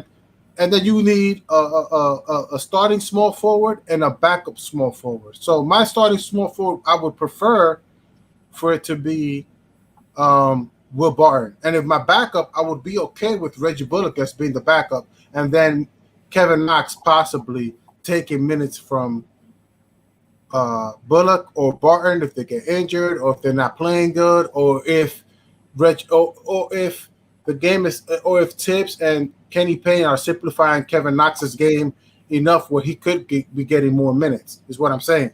I don't, that's what I would say. I would have Will Barton or Terrence Ross. That's a good shout out to Jordan Stone and Sim. But It'll be either Will Barton and Terrence Ross. I don't mind Reggie Bullock as a backup. Great. As a backup, great. That's a good deal. $4 million, 8 points, and then Kevin Knox right behind him. That would be my goal. But I don't know how I feel about David Nwaba unless I'm looking to trade Kevin Knox for David Nwaba. That's a conversation in itself. So what are we saying about Burks then? Burks, I think is too wildly inconsistent to consider being a piece. I'd like him, right? But I don't like him defensively. No, right. I don't like. I do not either. I totally agree with you. Yeah, I don't like a defensive unit that is, led by Derrick Rose, Emmanuel Quickly, and Alec Burks and Obi Toppin. When I think about that defensive unit, I'm like, oh my God, that's trash. because who's your defensive guy? Who can somebody point out the defensive stopper in that unit? Yeah. You know what I'm saying? So you have Derrick Rose, who's not going to play deep, right.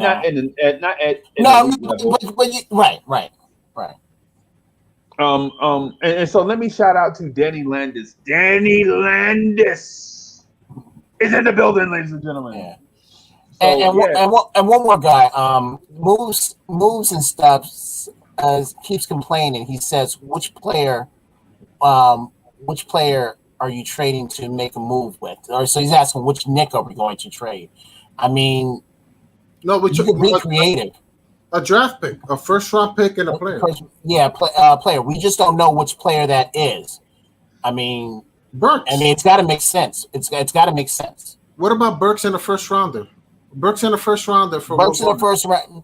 Burks in the first round of movies and stuff. Burks in the first round. Burks. What about Burks in the first rounder for Will Barton or Terrence Ross?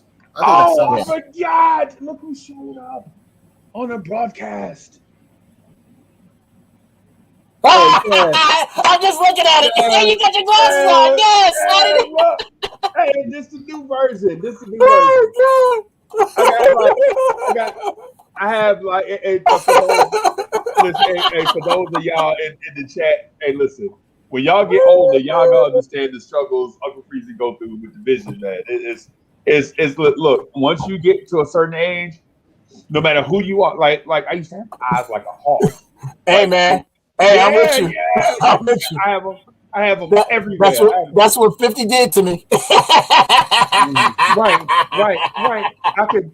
Hey, and so I tell this joke, man. Like when I was young, when I was 16, 17, 18, 19, 20 years old, I could take my M16 and I could shoot the zipper off a Nats blue jeans, right? Because I could see it. I could.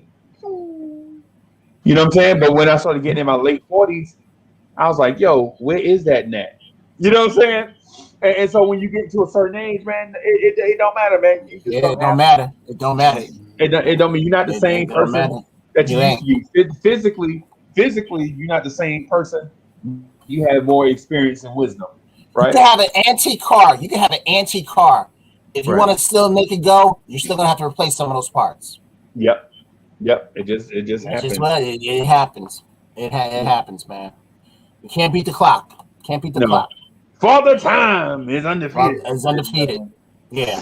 Yeah. So it's one of those deals, man. Where it is what it is. But Raphael, what I'm saying is about the trading away of assets. What I'm saying is not that I disagree with your strategy or the compensation. I disagree with not scouring free agency first and seeing if we could just get them for the cheap first. You know what I'm saying? Like before I go to the grocery store and start spending money, I just want to look at my cupboards first. You know what I'm saying? I just want to look in the fridge first just to make sure ain't nothing. I'm about to go out and spend this money at the grocery store. Let me make sure that I ain't already got it or it's close by, cheap. You know what I'm saying? That's what I'm saying. So in terms of a David Nwaba, who I may have to trade for, I'd see if I can sign Evan Turner first. You know what I'm saying? And bring Evan Turner in. He's a high IQ player. He's a do-it-all player. You know what I'm saying? He can defend. You know, he can do a lot of little things that Evan Turner. The knock on Evan Turner is that he can do. Oh, look who here, Josh, aka Uncle Julio. What's good? What's good, Josh? Come on in here, man. Navy, so we could talk some trash to Navy. Oh God! You know, this is what Josh, aka Uncle Fulio, loves to do. He loves to stir up controversy. He goes, I want to hear what Kev has to say about how the Knicks are treating Patrick Ewing, and I want to tell him, I'm not falling for the okie doke. I'm not falling for it. I'm not. This is not a James Dolan thing. I'm not falling for it. So this is what I would say about Patrick Ewing, right, and other guys that come into MSG. Hey, dog, everybody ain't 60 years old. Everybody, them young guys that work for security for MSG, all of them ain't 50 years old. All of them ain't my age. Yes, you know what I'm saying? So the thing with Patrick Ewing is stop acting like a damn diva, Patrick Ewing. I mean, come on. It's hardly anybody remembers you. The young people don't remember you. It's ridiculous. He like, yo, this used to be my city. Pat Ewing, the key word is used to be. and I know Knicks fans are like, no, Uncle Freezy, don't do that. Don't do that. Don't act like that, man, with Pat Ewing. But listen, man, every dog has their day. Every dog has their day, Pat Ewing. It ain't your day no more. Somebody didn't recognize you so much. I walk around like I go back to. So I went to 4 different high schools, right? And so when I was there at those high schools, I felt like I was the man. And I walk around those high schools now, and people are like, excuse me, sir. Those young kids that in those high schools, they don't remember Uncle Freezy. They might see my name on a wall somewhere. On a wall somewhere, yeah. Right. Like Uncle Freezy did such and such in 1980, such and such, whatever. Right? Mm-hmm. But man, that was years ago, Pat Ewing. I mean, I understand that you're a Knicks legend and your number is retired. But bro, come on. It's not like the Knicks fan base don't love you. But the people you talking about are like 23, 24 years old. If they don't recognize who you are, man, come on, Pat. And here's the thing, Uncle Freeze. You knew ESPN was just waiting for a tidbit. You knew they was waiting for a tidbit. They was waiting for any type of negative publicity. And once it's out there like this now they got to bring Spike Lee on, to talk crap and everything. Mm-hmm. They just wait. Knicks for clicks. Right. And then you got fans like I'm gonna say Josh Uncle Fulio gonna feed right into it. So first of all, Josh, aka Uncle Fulio, he don't have a clear perspective on this topic. You know what I'm saying? Some topics he just pulls the pin in a grenade and throw it out there and let other people. And I love Josh. You know what I'm saying? I love Josh too. On certain topics though. On certain topics, he just likes to pull the pin on the grenade and then, you know what I'm saying, and then, let everybody rock. Good morning. What's up, AD? How you feeling, man? What you drinking? That's what I want to know. I saw that red drink. What you drinking? Oh, no, that's just sparkling ice water right there. No, sir. I was about to say, shoot. No, we on our 1-2. We got to keep it right. No, sir. Yeah, absolutely.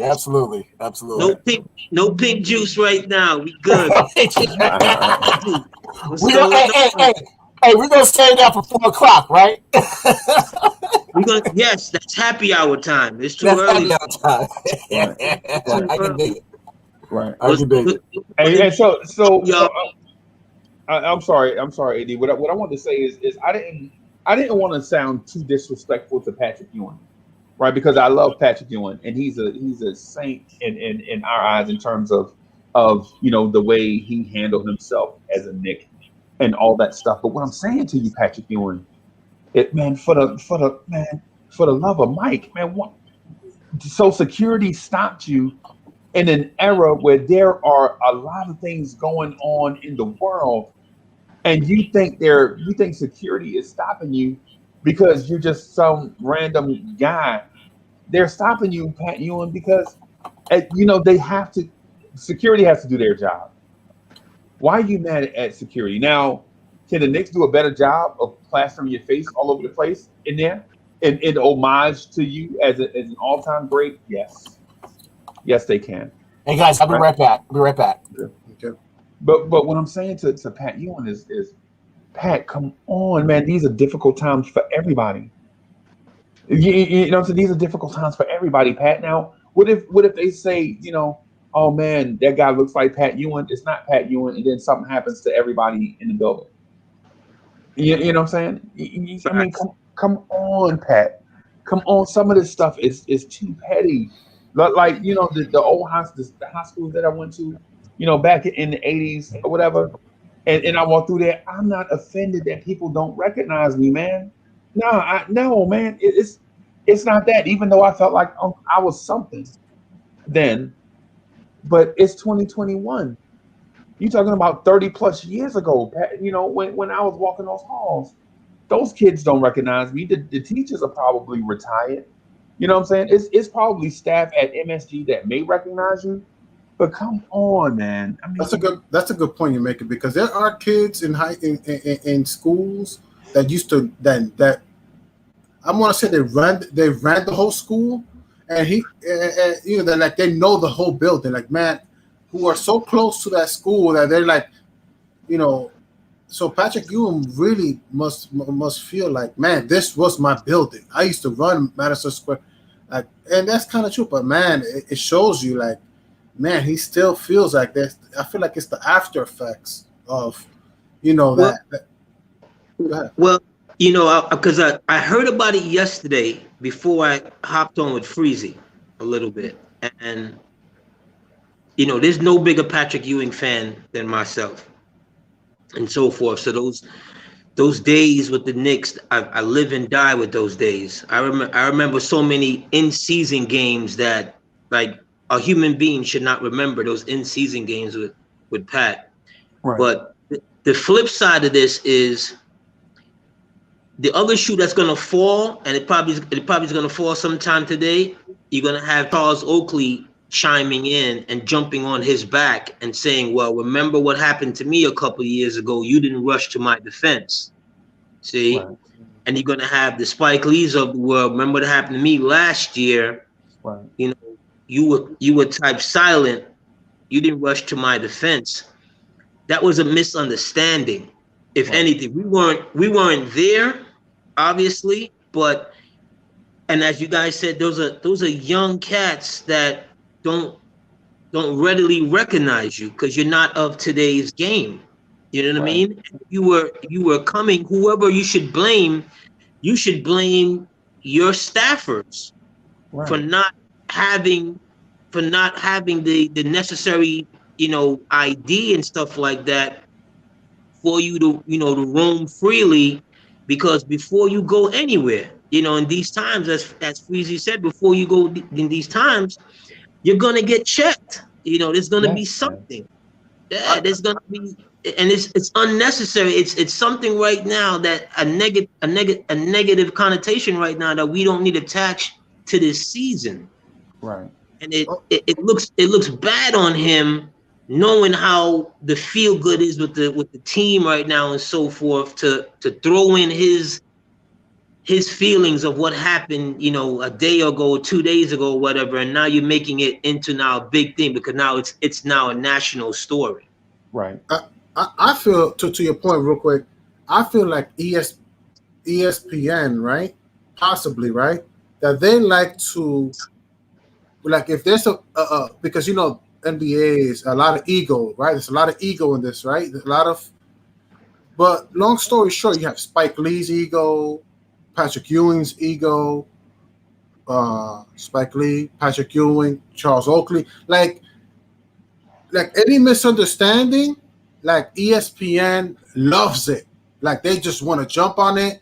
We need to talk about this. This is a huge talking matter.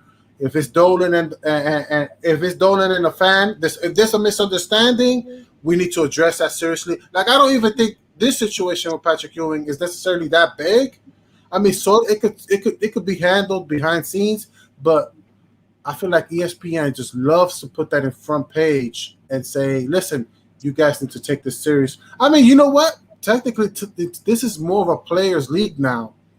That people, maybe that's why it's such a players' league now that people can argue that it's warranted because such a players' league right now. That how come Patrick Ewing is not? How come the Knicks should do more for Patrick Ewing? This is a players' league. How come the Knicks are not doing enough to make sure that everybody is? I mean, I don't know if I agree with them, but I also understand that the nature of today's game is pushing the owners and everybody to make sure that everybody knows who the players are from before and after, because that's what matters to the players. Maybe that's what it is. He could have put a call in though. I agree. Like right afterwards, like right after it happened, because I'm sure he has Dolan's number on speed dial. The greatest, the top 2-3 greatest player in your franchise, you're gonna have ownership's number on speed dial, because every couple of years is an anniversary for this, that, and the third. Right. And you get that call, and when you get that call and you come into town and things of that nature, your family's treated like royalty. Right. And you're gonna get a couple of bucks and this, that, and the third, and some parting gifts, because that's how you treat royalty. You could have put a call in. It didn't have to go that far. It's the same thing like with Oakley. Now you're out here just, your feelings are hurt, and now everybody knows your feelings are hurt. So now comparisons are going to be drawn to other type situations where it went south. Same thing, like I said, same thing with Spike Lee. They made a big thing about it. They had the recordings, with him yelling at the security guy in the back, and he was really yelling and so forth. And he was, we were. Spike was, yeah. But celebrity, you put the call in. You put the call in, like Right. It's like, what's going on? I've been coming through this entrance for 30 years. No one said anything to me. So either him or one of his top level executives can tell you, we've had some changes. We're sorry for what happened. It's not going to happen again. From now on, we need you to go through this way. Or if you still want to go through that way, we're going to need you to show up at this time. Right. You're Right. talking And Spike and man, so Spike. So the thing with Spike Lee is for one, I'm gonna say this, and I don't mean to be disrespectful to Spike Lee or to MSG. What I'm saying is, and to be honest with you, I don't care about Spike Lee feelings hurt or MSG doing whatever. I believe in a man having a humble spirit, like a man. Because being strong doesn't mean you have to roar like a lion, right? You can be quiet strong. You don't have to be loud strong. You know what I'm saying? And so the thing with Spike Lee is the stuff that he was saying to the workers, to me, was disrespectful. Like just to say, what do me? You gonna do me like Oakley? You gonna do me like Oakley? Come get me! Come on, Spike Lee. Come on, Spike. Come on, Spike Lee. Don't talk down to regular folks. Regular folks have a job to do, right? Come on, Spike Lee, be a doggone adult. And so Spike Lee also said that they didn't tell him when MSG has a record. They said, listen, we sent this email to everybody multiple times and reached out to Spike, and Spike never reached out back, right? And so then he comes in and there's this change, and he's like, I'm unaware. I've been going through this thing for Spike. They've been trying to reach out to you. There was a lack of communication, right? And maybe it was MSG's fault. Maybe it was your fault. Whatever the situation is, man, why are you up and on Spike? I know people that wish that they could walk, right? I work around a guy who's like, hey man, y'all take walking for granted. He's in a wheelchair. Dude's like, man, y'all take little stuff for granted. You know what I'm saying? And so Spike Lee having to maybe take another exit. Come on, Spike Lee, man, you got to be more. You got to be more humble, respectful, and thoughtful of others, man. This whole I've been a season ticket holder since such and such and such a day. You have to treat me like a star. Okay, I so spent millions. I spent millions of dollars on top of that. Like it was like 100,000 or 300,000 or yeah. And so I'm telling Spike Lee, man, it don't matter. It don't matter. Like me and Miss Smoker, we're fine when it comes to bread. You know what I'm saying? We're okay, right? But we don't throw that around when we get around others that are not okay, right? Like it's offensive to do. Like when you do your online grocery pickup from a store or whatever. You know, how you order online and then you go and let them put it in your car. And the young dudes come out, they throwing out stuff in the man. Oh, hey, easy fella, easy fella. You know what I'm saying? You're like, oh, I'm sorry, sir. But I don't berate that person. You know what I'm saying? I don't berate. Where's your manager at? I'm Uncle Freezy. I don't do all of that, man. I mean, come on. At some point, men, we got to start checking people. Is basically what I'm getting at.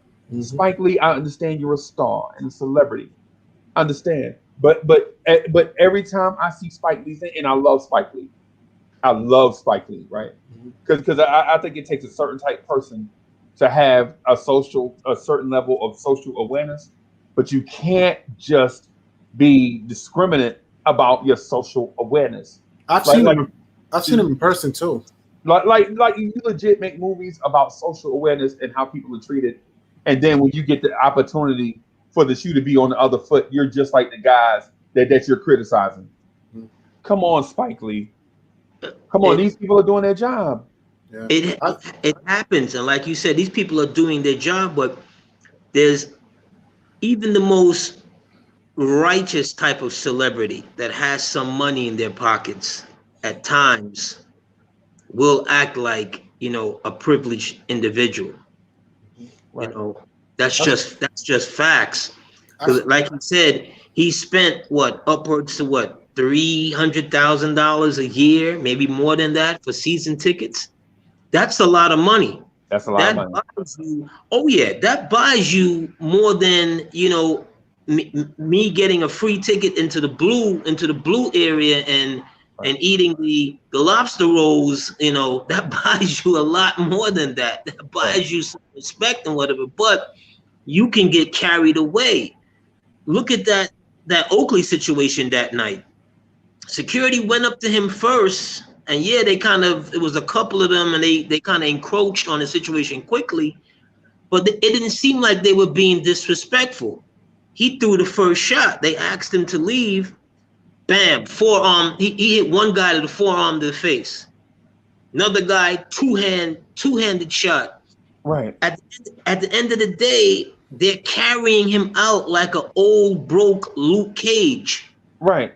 It was the worst sight I ever saw. I mean, they literally, like 7, 8 guys lifted him up out of the garden and carried him out in a place where he shed blood and tears and sweat.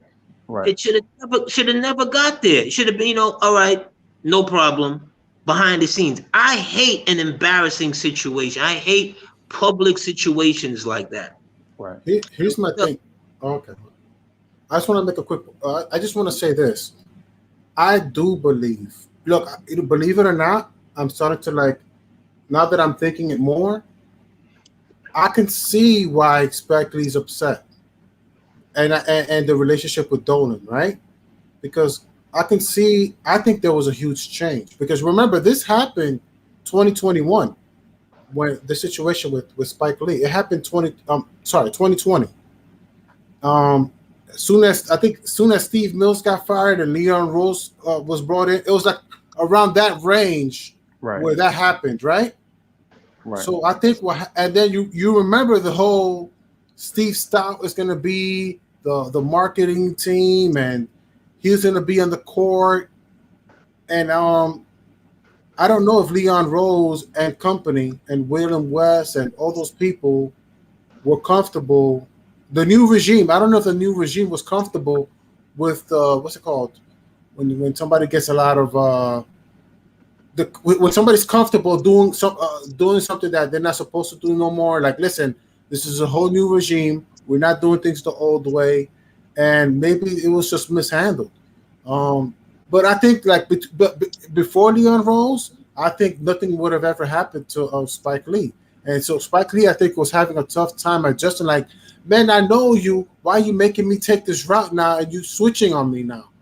Why are you switching your? Why you? I feel like maybe Spike Lee's feeling like, why are you switching up on me? What's going on? Why you guys are treating me this way? And maybe he felt like a victim. Like, listen, man, I thought I knew you. You know me, and now you treating me differently. And the thing is that Leon Rose and William West, that these guys that they brought in, we're gonna do things different. And it's not. We're not joking. It's real serious, more serious than you even ever thinking. And that's what probably just created this situation that it wasn't pretty.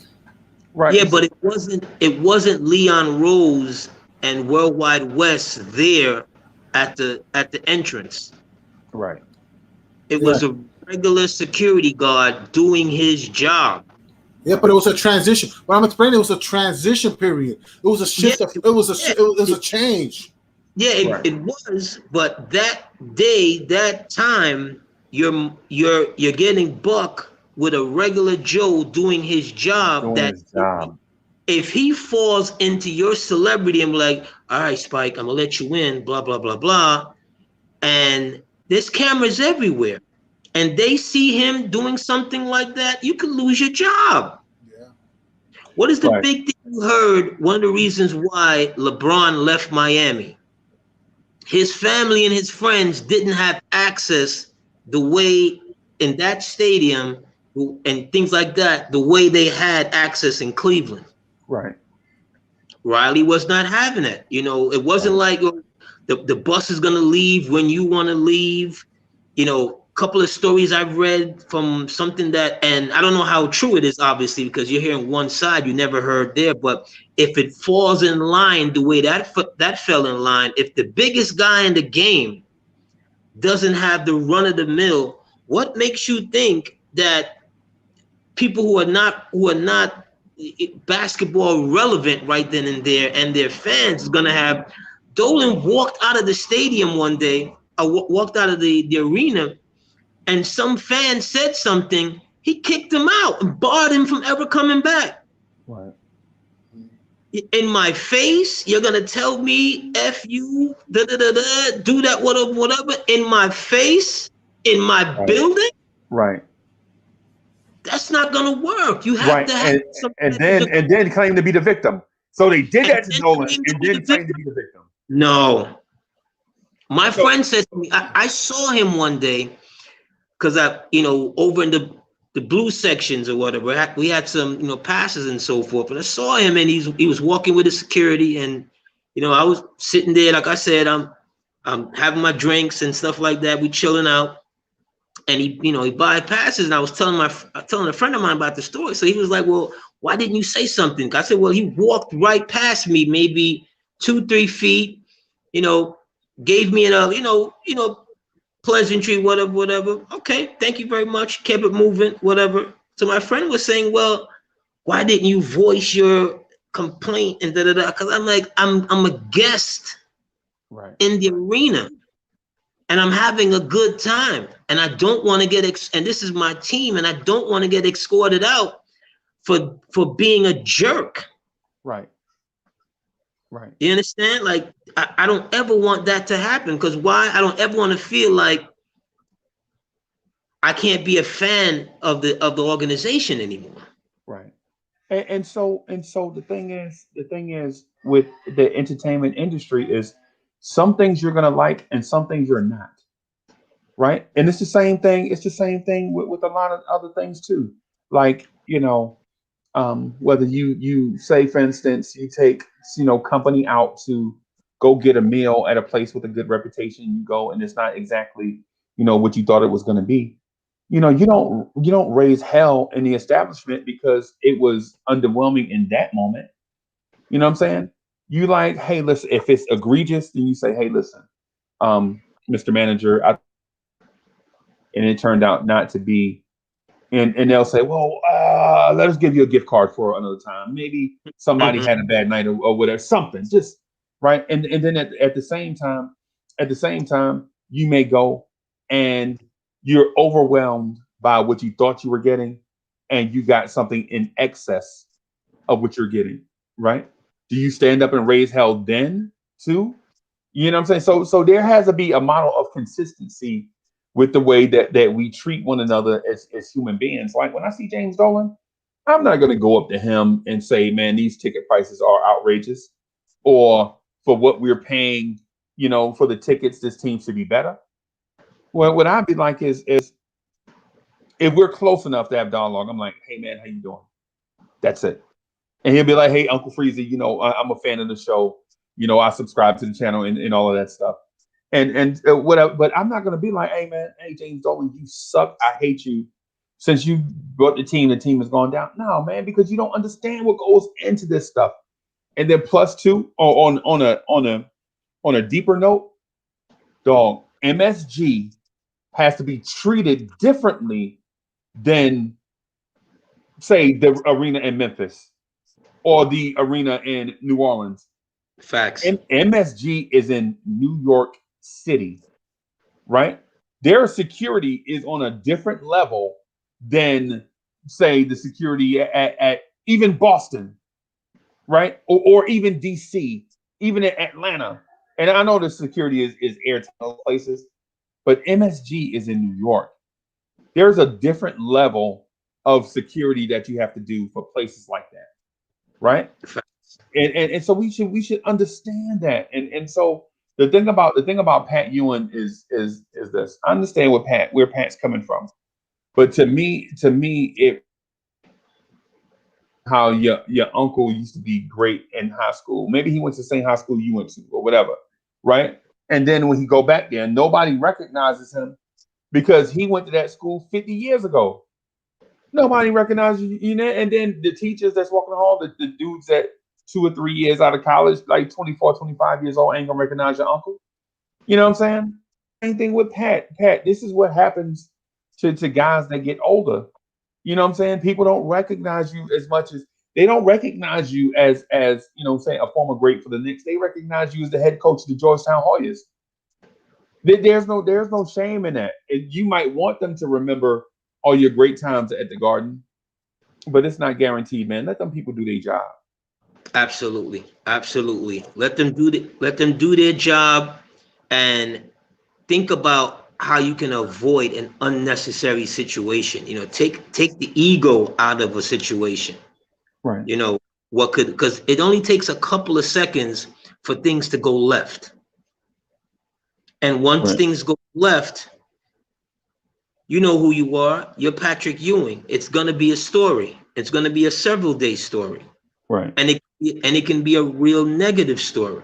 But Right. that's it, in general, though, not to equate Ewing with how people react to certain things in general in social settings. But we sometimes as people we just want to move and act and say things and do things and think there aren't any consequences to our actions, Right. without just thinking about something and and see how to move out.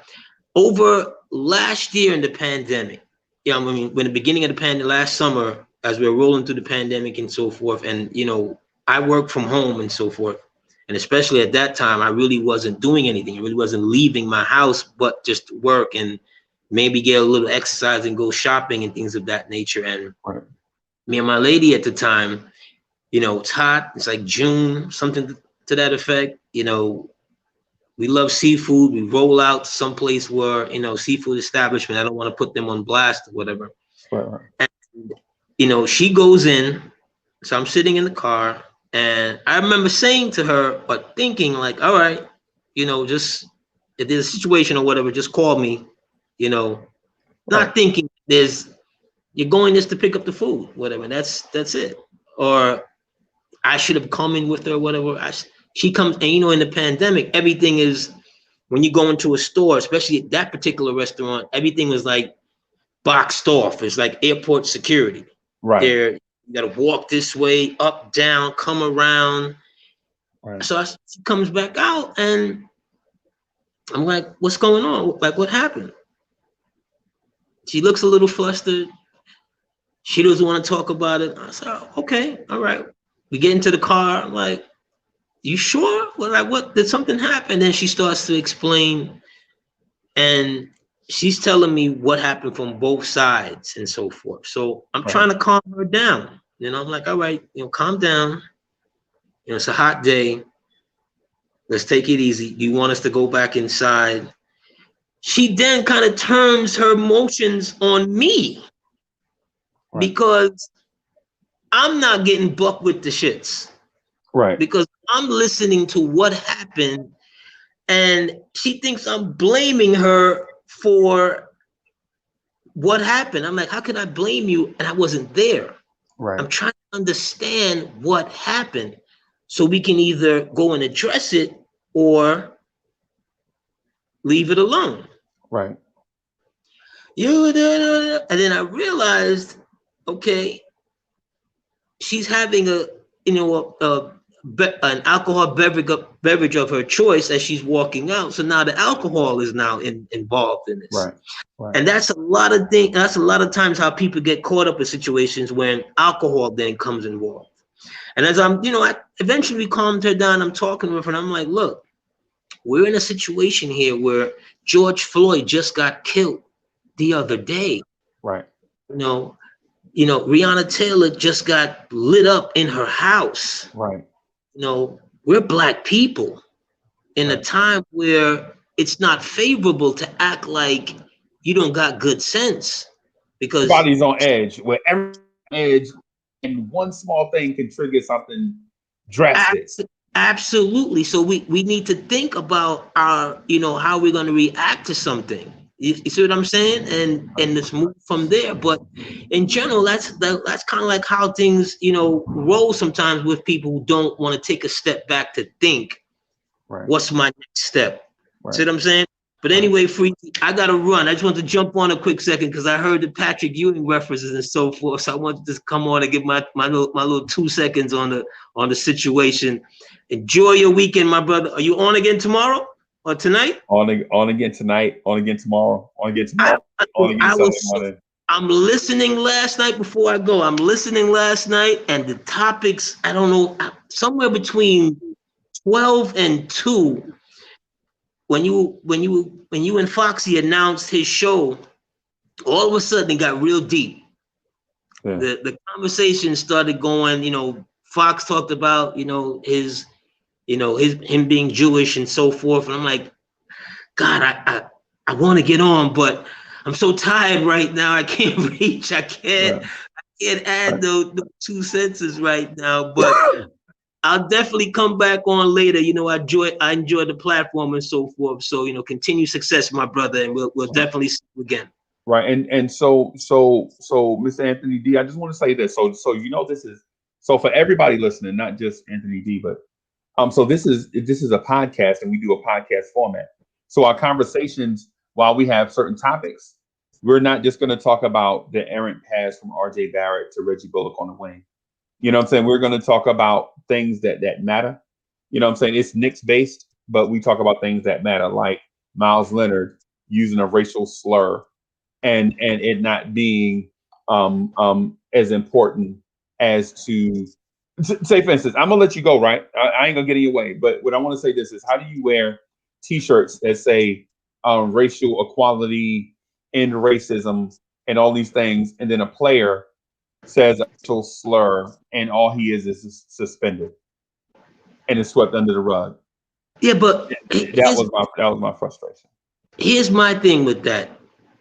What can you do to him? He wasn't in the game, from what I understand. He was he playing a video game or something like that with someone? Yeah. He's playing a video game with someone, and although I disagree with the language and stuff that he used and so forth, but he wasn't in his place of business, so to speak. Right. He wasn't at work. He wasn't at work. He wasn't at work. He was on his personal time. And we have to be careful. We have to now be careful where the things we are aligning ourselves with and how we're telling people what you do in your own house. See what I'm saying? Like in your house, in my house, we're kings. Right. You know what I mean? We're kings with queens, and we shouldn't necessarily tiptoe around how we feel in a moment of over enthusiasm. You're playing a game, things of that nature. You've played basketball on the courts, and back in the days or whatever. I used to have some of the foulest things to say. Yeah. It wasn't personal, but to get onto someone's skin. I remember Alonzo Mourning when he was with Georgetown. I think the gentleman's name was Nadav something another. He played with UConn. It's Georgetown against UConn. And while he's on the foul line, he said he made some comments about something. I think the gentleman was Jewish or something. He might have said something with his religious background and so forth. And he was dealt with. Right. That's different. That's in his place of business. Right. You're working, but when you're not in your place of business and no one is necessarily in harm's way, you have to be careful the lines we're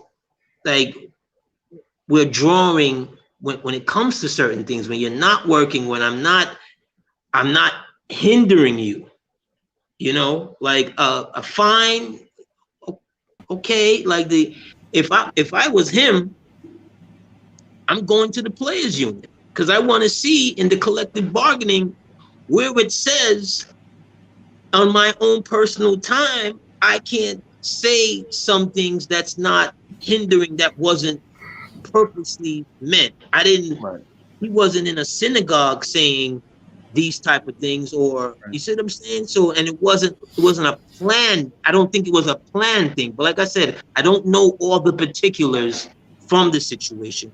It's just, we got to be careful with where we're going when it comes to like our personal space and personal times and how we feel and how we say things, and everything that you say or you don't say. Okay. You remember Cam Newton a couple of years ago when he was standing in the front of the podium and a female reporter, was asking him some questions, and all Cam Newton did was stand there and says, "Oh, so you're asking about the plays. That's interesting." It was snide. It was sarcastic. It might have even been rude. Right. Right? But how did he offend her? He didn't call her an idiot. He didn't say to her, "You're a woman. What do you know about sports?" Right. He didn't say that. He just had a flippant moment and here's another thing, after a loss. Right. So he's unhappy. Right. And you got to stand at the podium and answer questions. He might have said the same thing to a man. But because of the climate at the time, the whole Me Too situation and so forth. Right. What she said was disrespectful to me. The way she asked the question was disrespectful. And so he met her at that level of disrespect, and people immediately sided with her because it looked like this big, rich, bald athlete is picking on this small town reporter just trying to do her job. Right? That's the perception that was taken. And that's one of the reasons why I think Cam is out of Carolina right now. Right? But in my opinion, don't be asking me. Don't listen. A smart dude told me one time, he was like, "Yo, if people have never done it, don't take advice from them." Right? It's basically what he said. If they've never done it, don't take advice from them. And basically, she was like, "Hey, you know how to play quarterback, DB, such and such." What? Who are you? It's 32 of these jobs, and I'm great at one of them. I'm in a position to do it and do it well. Like, who is this person? And so I understand it came off as arrogant. It did. And here's the hypocrisy. Here's the hypocrisy to that. Around the same time when Phil Jackson was here, a female reporter asked him something pertaining to winning. And Jackson said to her, well, what do you know? I got 13 championships. Right. Right. Nothing came of that. Hey, and so party people, y'all see how I can ask Anthony D a question and how he can get deep into that. That's the reason why we love having him on. See the setup? That was so easy. That was so easy. Absolutely. Well, because it's a lot more than sports is my love and my passion and so forth. But life and people are my passion and love, and I like to see fair play, Right. and I don't believe because I'm a man makes everything correct. That anything I say or everything all men do is correct. Just like I don't believe because you're a woman makes everything you say and do correct. Right. We need to chop it up. We need to find the common ground and see what happened. As my stepfather once, he's the first person I ever heard use this analogy. He said, "There's your side, my side, and somewhere in the middle there's the truth." Right. He sounds like a smart dude. So God rest his soul, but that's how that works. You got to get to something, and not because you raise a whole lot of cane, that don't make it correct, But anyway, Uncle Freezy, I'm gonna roll, sir. It's my pleasure as always. Again, I will absolutely be listening, later and while you guys are still on and so forth. Please don't say nothing provocative. I don't need to come back on right now. I got some work to do. So absolutely, it's my pleasure. Enjoy the rest of your day, sir. And so we love you, Doc, and we enjoy the conversation. You know what I'm saying? And we enjoy the company and fellowship. So you already know about the open door policy. I ain't gotta get into all of that stuff, but we enjoy having you on. Sometimes I'm such a big fan that sometimes I'll just sit, get back and just listen. You know what I'm saying? I'm a fan of you. Yeah, well, I'm here saying I'm leaving. I'm here explaining something else again. You have a style or your show, and I don't know if you consciously thought about this as you were implementing the show, that it reminds me of conversations that I used to have with older folks, like my great grandmother and stuff like that. Like her and I, we used to sit, like when you were talking about, your grandmother yesterday and so forth, her and I, we could sit for hours in the beginning of the morning, and she would talk about things that happened in her day and time and things of that nature. And she would fall asleep, wake back up, pick up right where she left off. Right where she left off. And I'd be sitting right there to hear her explain. And it would seem like we're trading off of ideas or whatever, but we're not. I'm really just listening because of new experiences and things that she's talking about that I was totally unaware of. You know what I mean? So you have a similar style that it engages people and it pulls you in. Like the first time I told you when I came on, when I heard you with the whole milk box situation, I was like, and it caught me. I'm like, what's Freezy talking about? Let me turn up the volume a bit more to see like where's this going.